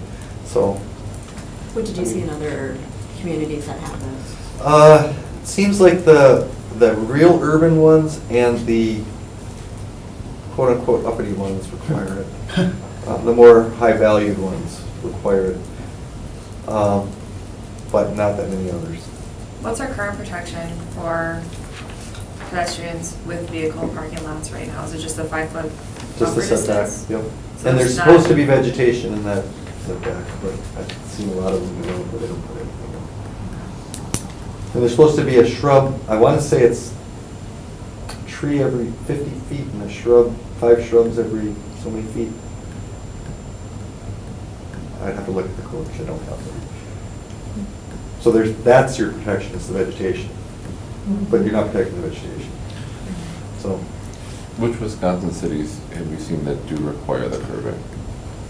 I couldn't tell you. I'd have to look it up. You And I could said bring that to the plan commission. Yeah, you said you worked in a few cities that did. Oshkosh requires it. And I work for a village, 14,000, Barrington, Illinois, which is a wealthy suburb, they required it. They also required sprinklers in their single-family homes, so fire sprinklers. So a little bit different level of Yeah. Oh, wait, fire sprinklers? Oh, I think it was residential lawn home, sprinklers. no, I'm residential like, home sprinkler lame. systems. Down with lawns. Yeah, they had a small fire department. It was a budgetary thing. They did it because they cut their budget on fire drastically by putting those in. It does seem that water runoff is becoming more and more of a problem in town. And being able to redirect that properly could become a growing concern and quite frankly, a financial benefit to reduce damage of uncontrolled water runoff. There are a lot of creative ways that you guys could do it too. I mean, you'd say if it's a parking lot of a certain size, even if that's Sure, area or parking yeah, spots, over certain 40 types of stalls, 50 businesses, stalls. depending on the zoning of the area, like there's a lot of things you can do. to be You could creative say with it. only at the setback, or only the front yard setback, or where there's walkways. Mhm.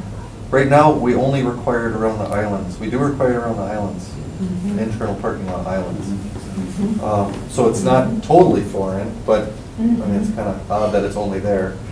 Which, So- to me, it just, when you talk out loud, I mean, it's kind of almost opposite of, it's okay, Where it should you know, if be. the water flows over, right, where some trees and landscaping are, versus protecting right up against the curb, you know, where sidewalk or snow melting over onto a Right. sidewalk and pedestrian. It's mainly to protect, I think, the landscaping and stop cars from hitting the trees or the light poles that are in the islands. It also has the effect, though, of helping to regulate the cross-lot driving. It sure that does. some of us do.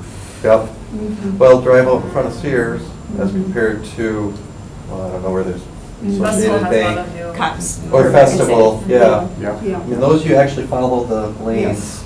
Right. And- I follow the lanes at Sears and Big Lots and stuff, but most But people you don't. don't Most see people don't. many They other either know people they're gonna be following coming you. from. Right. Yeah. So, but, They wanna avoid that portal, that, so you think, why don't I leave this in for when it comes to the actual plan commission to discuss the text amendment? But what I'll do is check with DPW and see what the benefit is on stormwater, and then, and safety. See what fire thinks about it, and maybe I'll brainstorm with our crew and see if we can think of some tipping points, you know, over 50 Size stalls or something, so the requirements. small users aren't getting hammered. Ding. killed. Maybe we could still require wheel stops for the small users at the. Yeah, that's what I was at thinking, if the, you uh, offered It's not that gonna help the alternative. stormwater, but, But it will Yeah. stop the other. and that'll allow some discussion when we get here. We can make some recommendations. You can say, hey, wait, the wheel stops would be great. I'd rather have curbing, make it curbing at 50 or less, 50 or less. God, I hate Only on wheel the street. stops. I know, I don't like wheel stops either. Mhm. Now, those are good. Wheel stops are gonna be they're all over the place. Yeah, they get I pushed agree all with you. over, and actually, they They're get a pushed nuisance into for the plowing.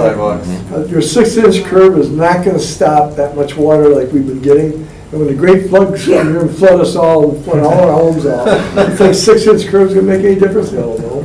Well, If you have a drain. I don't think in we're there yet. I don't It'll think stop we're- it to get in there. And all that, but we're all known for being development unfriendly in the city of Green Bay, and how you inflict another cost on their parking lots. After this, it's a planning commission, it's gonna go before city council. Yeah, so the next, So it's gonna get back to us anyway. yeah, well, I'll be. Got it. Well, I'll be vetting this through some other agencies. I'll probably send it to the bids. You know, I'm not sure who else, other people that are interested, maybe a couple paving companies that do the stuff in the business.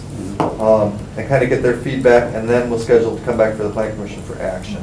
And then from there it goes to council and possibly back to change things. Well, you Probably alerted back. to us, and Jerry has reemphasized that this is really the one instance that is business unfriendly. Well, the other thing too is, we can't control everything and close ourselves out of a potential business for a simple thing like a 6-inch curb. You might maybe do it size-wise, maybe, if it's a huge development because of the large tract of property. Now that increases the water flowage and the drainage. Or you might also say curbs must be added if there's a water issue that occurs.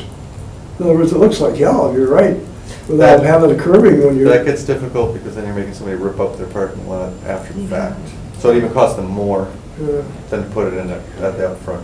And the other question I have is, how are we going to police this whole thing now that we've created a monster here? Well, We're gonna send out people, vigilantes out there and start flicking all these. We'll No, when we do site, Parking lot? when people do a parking lot, they gotta bring in a site plan, and then Yeah. before they get occupancy, we go and look and see what they built, what they said they built. And the existing are okay. It's all grandfathered, so it's only when they reconstruct. Don't you think that we should actually encourage existing applications that do not compare to what we're inflicting on new applications to bring them up to date in a certain amount of time, or how? You do, well, that's the whole point of nonconformity. So nonconformity says you built it, it was legal. Yeah, When you get up to 50% of its value typically, or area, or whatever it is, yeah. it's run its life cycle. So at that point, you're doing more than 50%, you're rebuilding it. Okay. So if you're rebuilding it, comply with new code. If you're just patching, Mhm. that's maintenance. If Like you're our just streets. milling off, if you're just milling off the top layer of concrete or asphalt and putting Yeah. a 2-inch patch, not getting down to that gravel base, that's maintenance. Once you dig down into the base, get to the gravel, it's like getting to the foundation of a house. Now you're reconstructing. How about on- Reconstruction is another. Correct, yeah, you can resurface. Same as a street. And you can even patch. I mean, you can patch around an inlet, you can do that kind of stuff. How about on new applications, we encourage this even though you don't have to do it, and give them the option. Maybe people would like to have a nice, neat-looking parking lot, with a nice, neat-looking Well, buildings. I think. I think Does that give you two houses, basically, or? Well, I think the encouragement is useless unless it's incentivized. Yeah, and when it bumps up against a price tag. Yeah. Well, it depends. Some do it anyway. Yeah. I mean, the city chose to do it. I was gonna say, what's the city Yeah. doing on those two lots? Maybe by the let the market shipyard? determine. They'll see it and they'll say, I hey, that's a good. don't think they're curved, are they, in the shipyard? They might be. No, I think they are. They might be. I'm trying to think, well, and that's one of the things with the curbing, one of the things we tried to do over there is a lot of small-scale stormwater management. And so I think that's one of the exceptions, Right. like if it's designed to be a swale and it's designed to go to certain places, Yep. then there's exceptions. Any biofiltration or bioretention, Public Works can waive the curbing requirement. Got it. Sometimes it's just a little spot where they direct it all, but Right. sometimes it just sheets into those retention areas, or rain gardens, or Right. whatever they call A it. good example is behind Initiative 1, Karma Building, if you ever went Okay. by there. They are designed to drain to a few swales. They have like a metal bridge or two to get Yeah. over it. But there's no curbing, but the way it kind of self-polices, right? Because you can't really drive into it.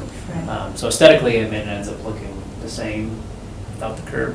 But because it's designed to handle the stormwater that way. So it might help on the curbing thing to build in language about waiver of that particular requirement in lots that are designed to otherwise It's in there. direct Yeah, that's. It's already in there. It is. Okay, Yep. good, great.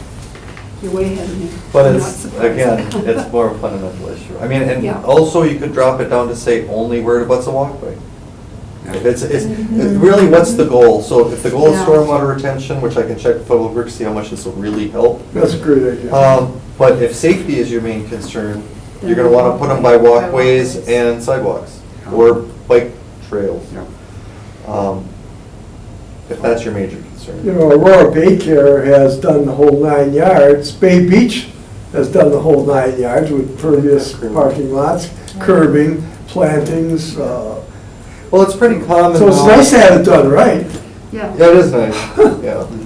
But again, there is a cost, especially to a small business owner who really might be scrambling to try to even repave his lot, which we want to encourage him to fix his lot. Right. And if that's gonna say, well, I'll let it go to crap, Yeah, Right. yeah. Then, now we're really shooting ourselves in the foot. You can see I'm not married to this. I don't know, I left it in because I really didn't know what to do, and so that's Yeah. really what I'm looking I for. think the key will be narrowly narrowly tailoring it so that it doesn't overly burden small business, but larger scale projects, which I think make a financial decision that is large enough to encompass, like, this is the space we need, this is the location we want.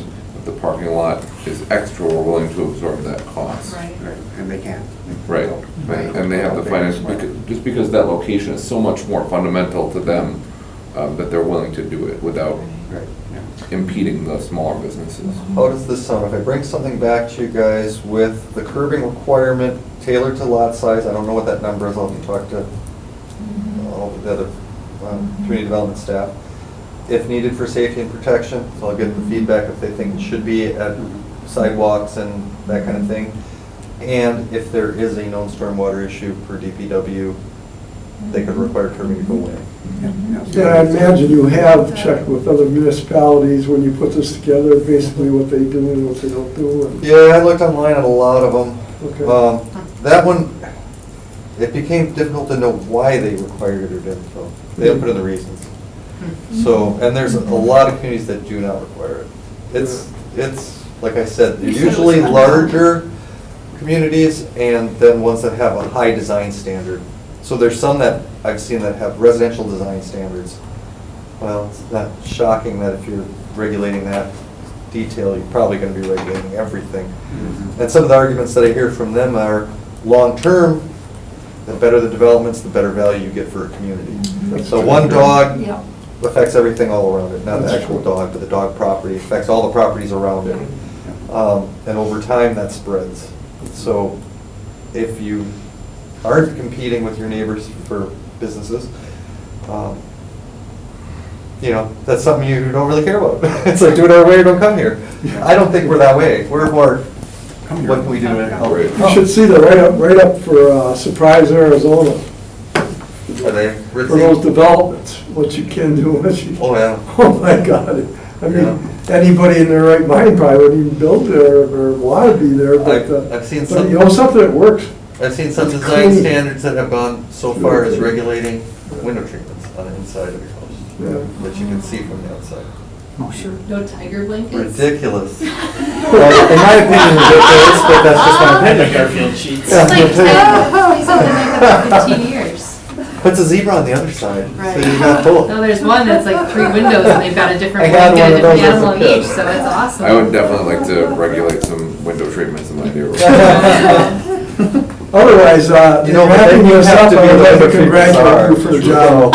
You wanna take that? I don't want to take that either. I said, I would like to congratulate you for the job you've done on this. Yes. It's very, very, Yeah. you've done a really great job. Very thoughtful. I was surprised you're not an engineer.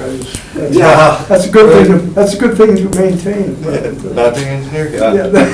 These circumstances. So I'll come back with something in curbing, but just realize it's probably gonna be, you're gonna probably be thinking about it again. Cool, thank you. Sorry to suck up so much. As a final time. thought, Too. if When you will can, we be looking at this, though, formally? It's up to you. I mean, we could, some feedback, I mean, we could, like you said, it may get back and forth, and so in terms of, we could get this in the queue as early as our next plan, or regular meeting, which would be on the 8th. Might have a hard time getting some feedback from outside parties, but Yeah. if that's necessary to, I mean, the only outside party I can really think of would be like, private industry that does paving. I would like to hear that part of it Okay. from their perspective, just to say, you said about double, but I would just like to hear someone who's doing it, just Yeah. their opinion on it, of what it might add on to it, That's but a also, great idea. just to hear, because we know we're gonna hear that. Yes. That's gonna be the Yes. complicated Oh, for process. sure. Oh, yeah. Yeah, you're picking on me. Response. Yeah. As a And final we need to be thought, able to say we considered that. Be careful who you share it with. Well- speaking for myself and not the rest of the commission, anything that can be done We to know help what all night expedite means. the overnight parking process, I'm 100% on board. I think it's asinine that there's no ability to park a car overnight. Even if it's, Free. what's it, yes, right. Even if it's, Unless you call and get permission. right, Only 6 times a year. 6 Yeah, times per right, year. yeah. But anyone who lives downtown and has limited parking in their own Yes. property, like, overnight, guess it's a nightmare. It's an absolute nightmare. Yeah, and our streets are really wide. I mean, we have the real estate, Yeah. so this is kind of evil thought, why not charge for that and make some money? I would But other people think it should be free. Like a I think the residential parking permit pass, kind of thing. park anywhere. Isn't there a Put a residential pass in permit your, like on? in your mirror and Astor? I don't care if you're on the east side or the west side, you can park on the street. Yeah. They got rid of parts of that though, and now it's free. And new technology as well, I think the new parking, they just scan your license plate, right? I don't think they have to actually get out of their car or anything to see if it's allowed or not. I could be wrong. But it's obvious that that They would do be that at at odds with the university. parking utility, for sure. They do that out of the university. But it's standard. weekends are okay. You can park overnight on weekends, can't you? No. No. Not anymore, they changed that? No. I don't think you ever could. Never could. You got away with it. That's lucky. I mean, just Well, when no, I, when I was in, 94, 95, when I was living downtown in college, like, I feel like, I don't think you could. Never. there was definitely, we parked overnight on the streets. I lived on Elm Street.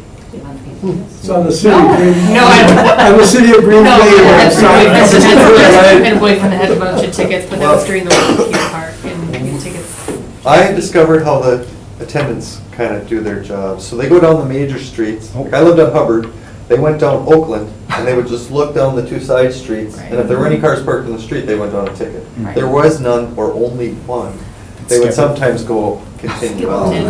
Then up to Woodlawn, So, then up to Elmer. I lived there for over Yeah. 13 years, and I don't know how much I did. I didn't have a choice. I mean, just thinking about the drunk driving statistics alone, not that that would solve all, No. but I know that there are Right. definitely people who come out and like, oh, I'm gonna get a ticket if I leave my Gotta car go. here. That's just. Well, that is true. Or even just try to move into a parking space somewhere that's legal. They shouldn't be starting Maybe their car just at say about all. the new Right, parking lots yeah. that you can't either. Right. Yeah, Well, I know so- they changed Washington Street. But that's really Years kinda ago, outside of the but planning it never commission's really does. I'm like, purview. I just wanted to point that out that down Washington Street. if you're gonna wanna remove parking all over the city, I think that has to happen before you could do that. And even then, it might still be an issue, but I don't know. I mean, in reading through this memo here, I think you made reference to it. None of, these are points, but they're not overwhelming points. Agreed. I mean, they're all workaround, they can be worked around, and other cities have done it. You can reference things for every single one of these points where it's been overcome. Yeah, it's a pain in their ass, but, Yeah, they're valid points, but they're not deal breakers. yeah. Yeah, I would agree with you. Right. But- All right, good job. Okay, Thank you. maybe not the next planning commission, maybe the one after. I'll see how fast I get some responses. Yeah, we don't want to see you get it. I'll get every planning commission out. But you're just Jessica. I'm not gonna shave every day. Good job, just stay away, okay? Well, thanks for that careful leading us through, too. I sure needed that. Okay, item 2. Item two. Or chapter 14, subdivision and plating code. This is way less entertaining, so I'm hoping it'll be way shorter as well. We have been talking about revising chapter 14, which is our subdivision and plating code. Most of that doesn't go before you all. We have the staff provision to do most of our own land divisions without any authority through you all. You guys just give us that authority. But this also covers street design, sidewalk dedication, trail dedication, a lot of different stuff, grading, drainage. A lot of things are housed in our Chapter 14, so it goes between our department, which houses the code, and then DPW, who enforces a lot of the code. So we've gotten a lot of complaints from citizens, complaints from developers. We've gotten a lot of issues with, I love sidewalks, we need more, and other people going, I absolutely don't want this for my house. Most of it's, I don't want to pay for it. Some people do want to pay for it, but at different costs. So we've got a lot that's gone into it. There have been numerous communications that have come through from alders throughout the time that have wanted us to update this. So with the new planner one coming on board, the idea is that we would work through this code update together, so that way the new person who will be enforcing it will have a vested interest in making sure this code is done correctly. So this is basically my pile of notes that I've made for the past 4 years about what needs to be updated and different complaints we've gotten, different things that we should be doing as part of this process. So it will be pretty time intensive, but I wanted to give you guys a heads up on what we were thinking, and then to get an opinion from you all as how far we should push this. So many things with our land division are run by state statutes, so we don't have a lot of leeway. There are things we have to do, timelines we have to adhere to, and different dimensional things that you have to do because it's from the state of Wisconsin. But there are some things that we are able to do to be more progressive, as in smaller lot sizes, smaller roadways, having more facilities for bikes and pedestrians, and requiring those things as part of that land division process.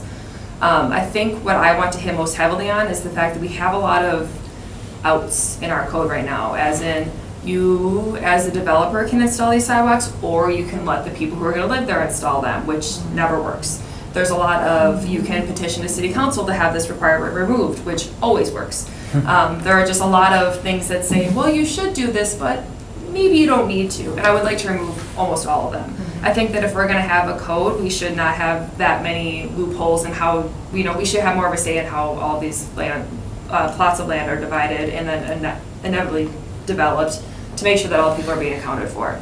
So I kind of wanted to get your temperature on how aggressive we should be with this. A lot of stuff right now would bypass you all and just go to council for approval. There's some things that go through you and then to council as part of the report. But I would like to have more things be petitioned for appeals to you instead of to council immediately, because I think that you guys have more on the ground knowledge when it comes to this sort of thing, what other developers are doing, what we've had other people do in the past. So I wanted to see how favorable you feel about that.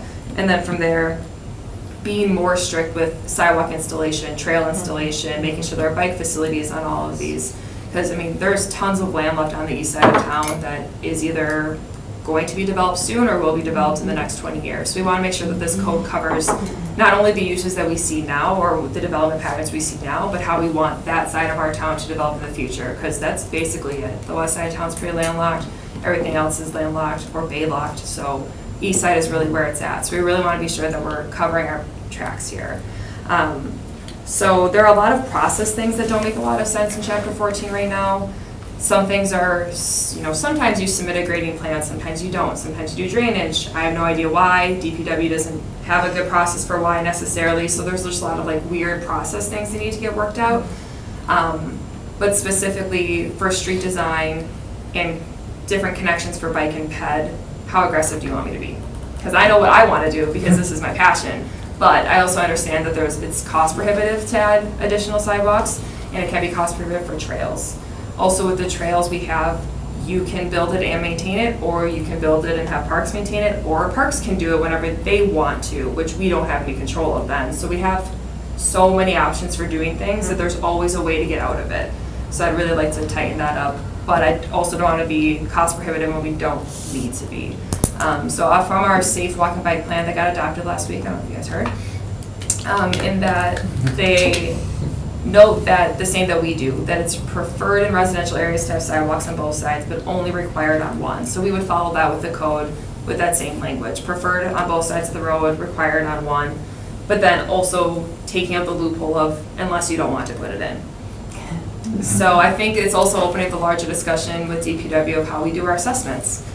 Why are these people being assessed when the developer should be putting in their sidewalks? What time are they going to be putting in that sidewalk? Because if the whole place isn't constructed yet, if you drive over the sidewalk, you're going to bust it up and need to replace it anyway. So there are just a lot of holes. So I want to have a spirited conversation about how you all feel about that. Sidewalks are safety to me. Yeah. I want sidewalks on both sides, Me too. everywhere. Yeah. I think there's a lot of ambiguity that needs to be eliminated. Yes. Well, You know, Well, then who's gonna get that sidewalk on that one side? No, you guys get it, no, you get it. I don't know, I don't, That's one of the advantages of making it the developer's problem. right, I think it should be the developer, because then it can't, it's not a question. Just be at the developer's cost. Case in point, Red Smith School area. Much development, much expansion, still building out there. And basically, the way that's been handled out there, as the buildings are put in, the side, one of the last things they do is make sure they put their piece of their sidewalk in. Good or bad, I don't know, at least they get them. Sometimes they try to forget them. However, sometimes they go nowhere. So, I don't know, I would think that a developer for a subdivision such as that, which I guess it doesn't happen in Green Bay because it's different builders and different, you could have 10 different builders in one block who actually should all be treated the same, that if they're gonna develop that block, the sidewalks should actually go somewhere. They should be connected, I think. Yep. So, They're not. that's a real butter out there, always No, has 'cause you been. can just opt out. So there's like a piece you're walking on a sidewalk and you're like, oh, no, Yeah, more so our sidewalk, city back into the council road. can require any of them to be installed, but that very infrequently happens. More often than not, they're saying you don't have to, because there's a cost with it. Yeah, you can't get to parks, you can't cross major highways, that kind of stuff. I don't understand I understand there's, costs involved with maintaining sidewalks, but I grew up in Alloway on Green, a block away from Heritage Hill, and there were no sidewalks. Now, I think like 5 years ago, they put a sidewalk in on the other side of the street, because it's parked up and down for, things at Heritage Hill, but I like sidewalks, I don't know, I like not having my children run over, Yeah. Yeah, I mean, there's a lot of statistical data that backs up Very the need biased for them, but that Right. doesn't really ring true in the city all the time. So I just think that we need to be very aware of that as we move forward too, that we may get a lot of pushback on it, but there's been a lot of really good progress going forward with bike and ped stuff in the city in the past 2 years, so if we're gonna do it, now's the time. I used to pull the card that we gotta get the sidewalk in regardless of all these houses in a row have them or not, and we gotta put the sidewalks in there, and the secret word is safe passage to school for the For kids. safety in general. And that, I believe, is policed or something, because it always kind of, you pulled that card, and it got done.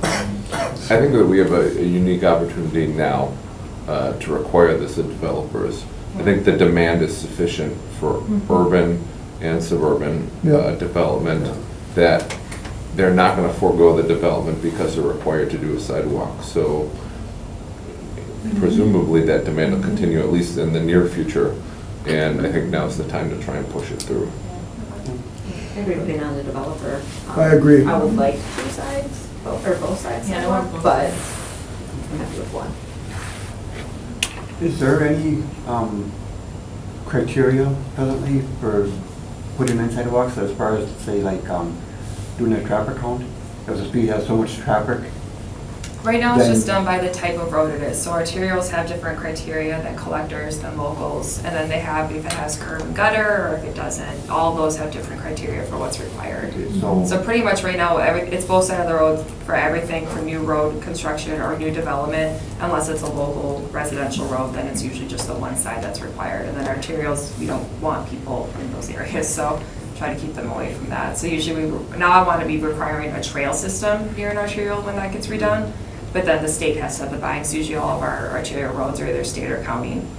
So that could be a little bit more complicated, but we do want to keep people away from traffic that's going 55 miles an hour. We want to put them on roads where they're going 40 or and that was below. the other question I had about speed limit, the certain speed limit, like a residential 25-mile-an-hour speed limit, where there's maybe 1 or 2 cars going by every hour.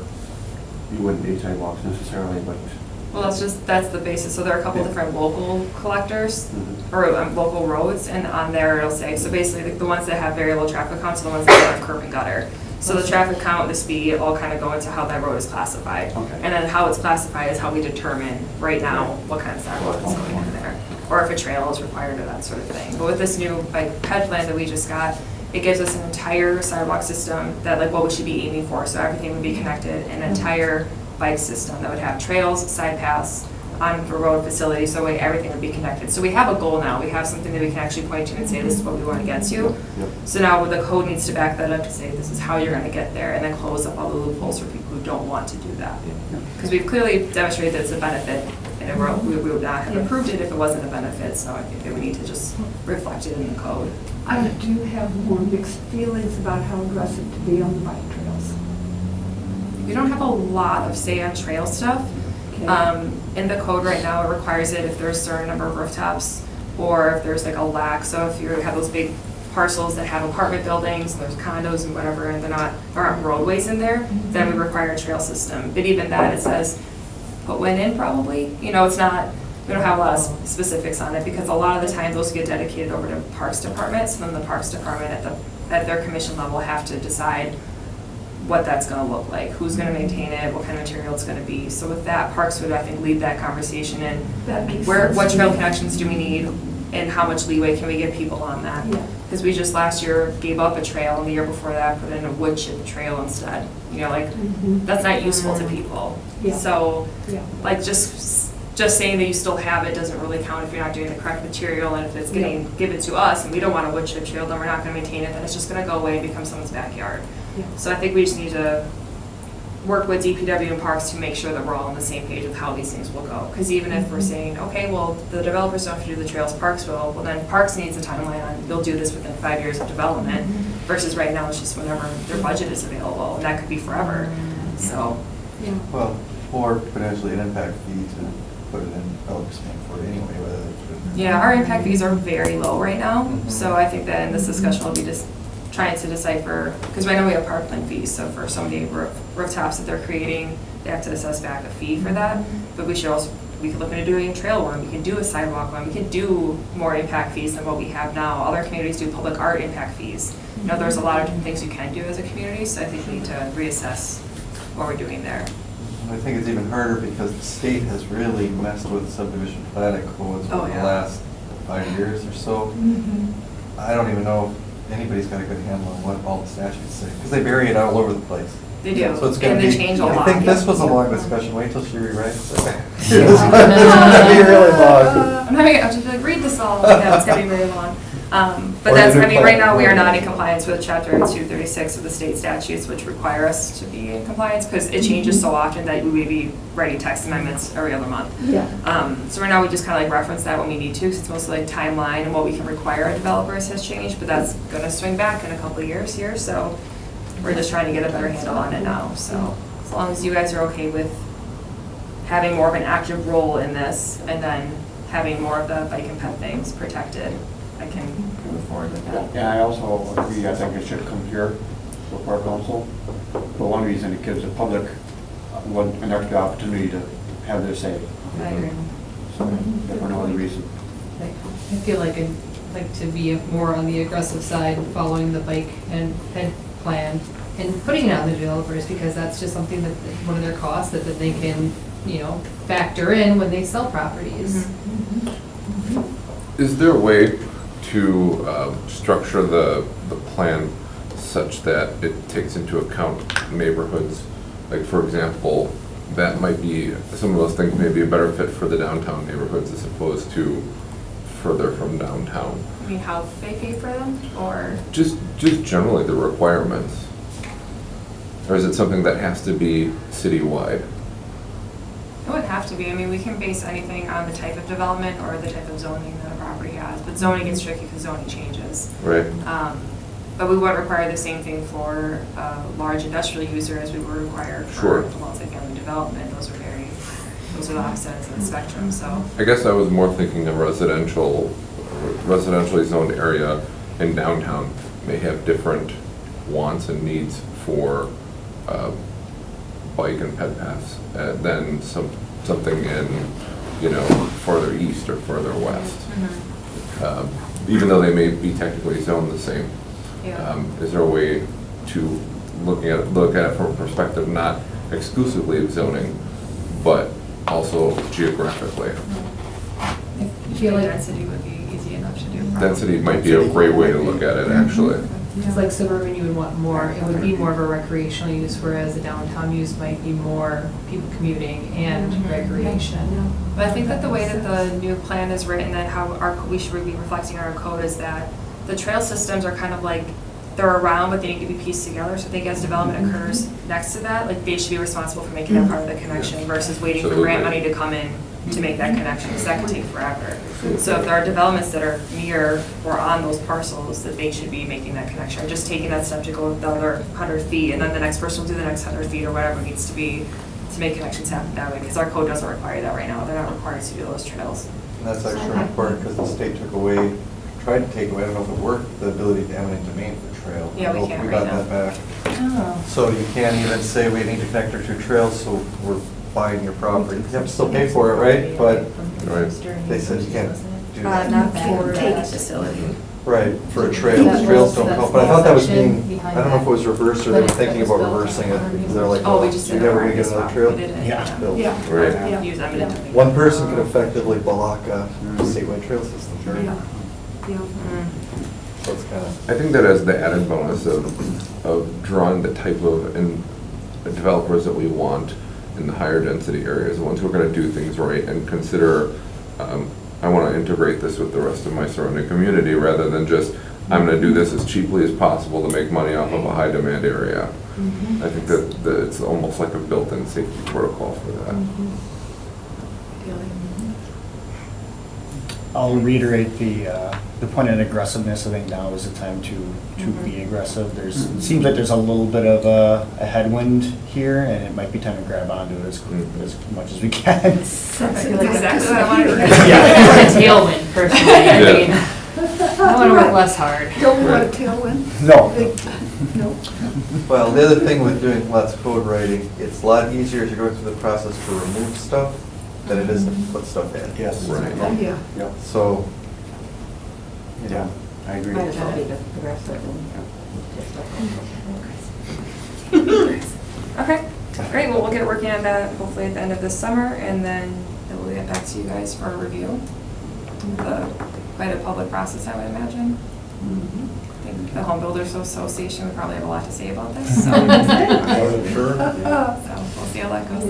You know, that document that you have just established was quite lengthy on the trails and basically sidewalks, almost went that same route. And I agree with him. You got a headwind up now with that report that you just put out. Ride that. Don't let it fall the same way as the sidewalks, because that really became a problem, especially around schools. Okay, great, thank you. Thank you. Okay, item 3, director's report. I'm sorry, I just had one more thought about the benefit of tying it to density. I mean, I'm generalizing a little bit, but if you think about the aldermen who are attached to the higher density areas, I think they're more likely to support this. And the ones who are attached to lower density areas are more likely to oppose it. So to put less restriction on the lower density areas, I think you'd be politically smart to get it through the council. Just that popped into my brain, so. Keep it Go rolling. see how creative I can get with that. That's the next level. I like that. Thanks. All right, director's report. So I've not been participating in this because I've been out of the office, but I can report what happened at plan or the council meeting. So everything was approved. Burger King was pulled, voted on. I think the mayor broke the tie on that one. But otherwise, In which direction? support. Support. Talked to him a little bit. He felt his reasoning was supporting staff's recommendation in terms of where they felt in terms of whether to approve or deny. Must be glad to hear that coming from the new mayor. Right? Trust the staff. It's great. Good staff. But with that, to amend the PUD for the Legends District, that'll get one more reading, I think, right, this next council meeting that was approved. COP for Catholic Court, the CUP for Virginia parking lots, which is down by the shipyard. Talked about the Burger King, and then approval of the Safe Walk bike, say walk, you can't even say it, right? It got approved, so. Big binder. Walk and bike, and I believe the school district approved it too, so it should. All unanimously. All Oh, great. Yeah, so talk about right ways and Congratulations. momentum and things like that. It's awesome. Definitely in place right now. Then just some referrals, receive, place, and file, those are also done, so. Thank you. Item 4, date of the next meeting is Monday, July 8th, 2019. Correct. And next item is adjournment. Motion to adjourn. Second. We have a motion to adjourn by Commissioner Hanson and a second by Commissioner Vispisky. All in favor? Aye. Opposed? We are adjourned. Dave, you want to use the video?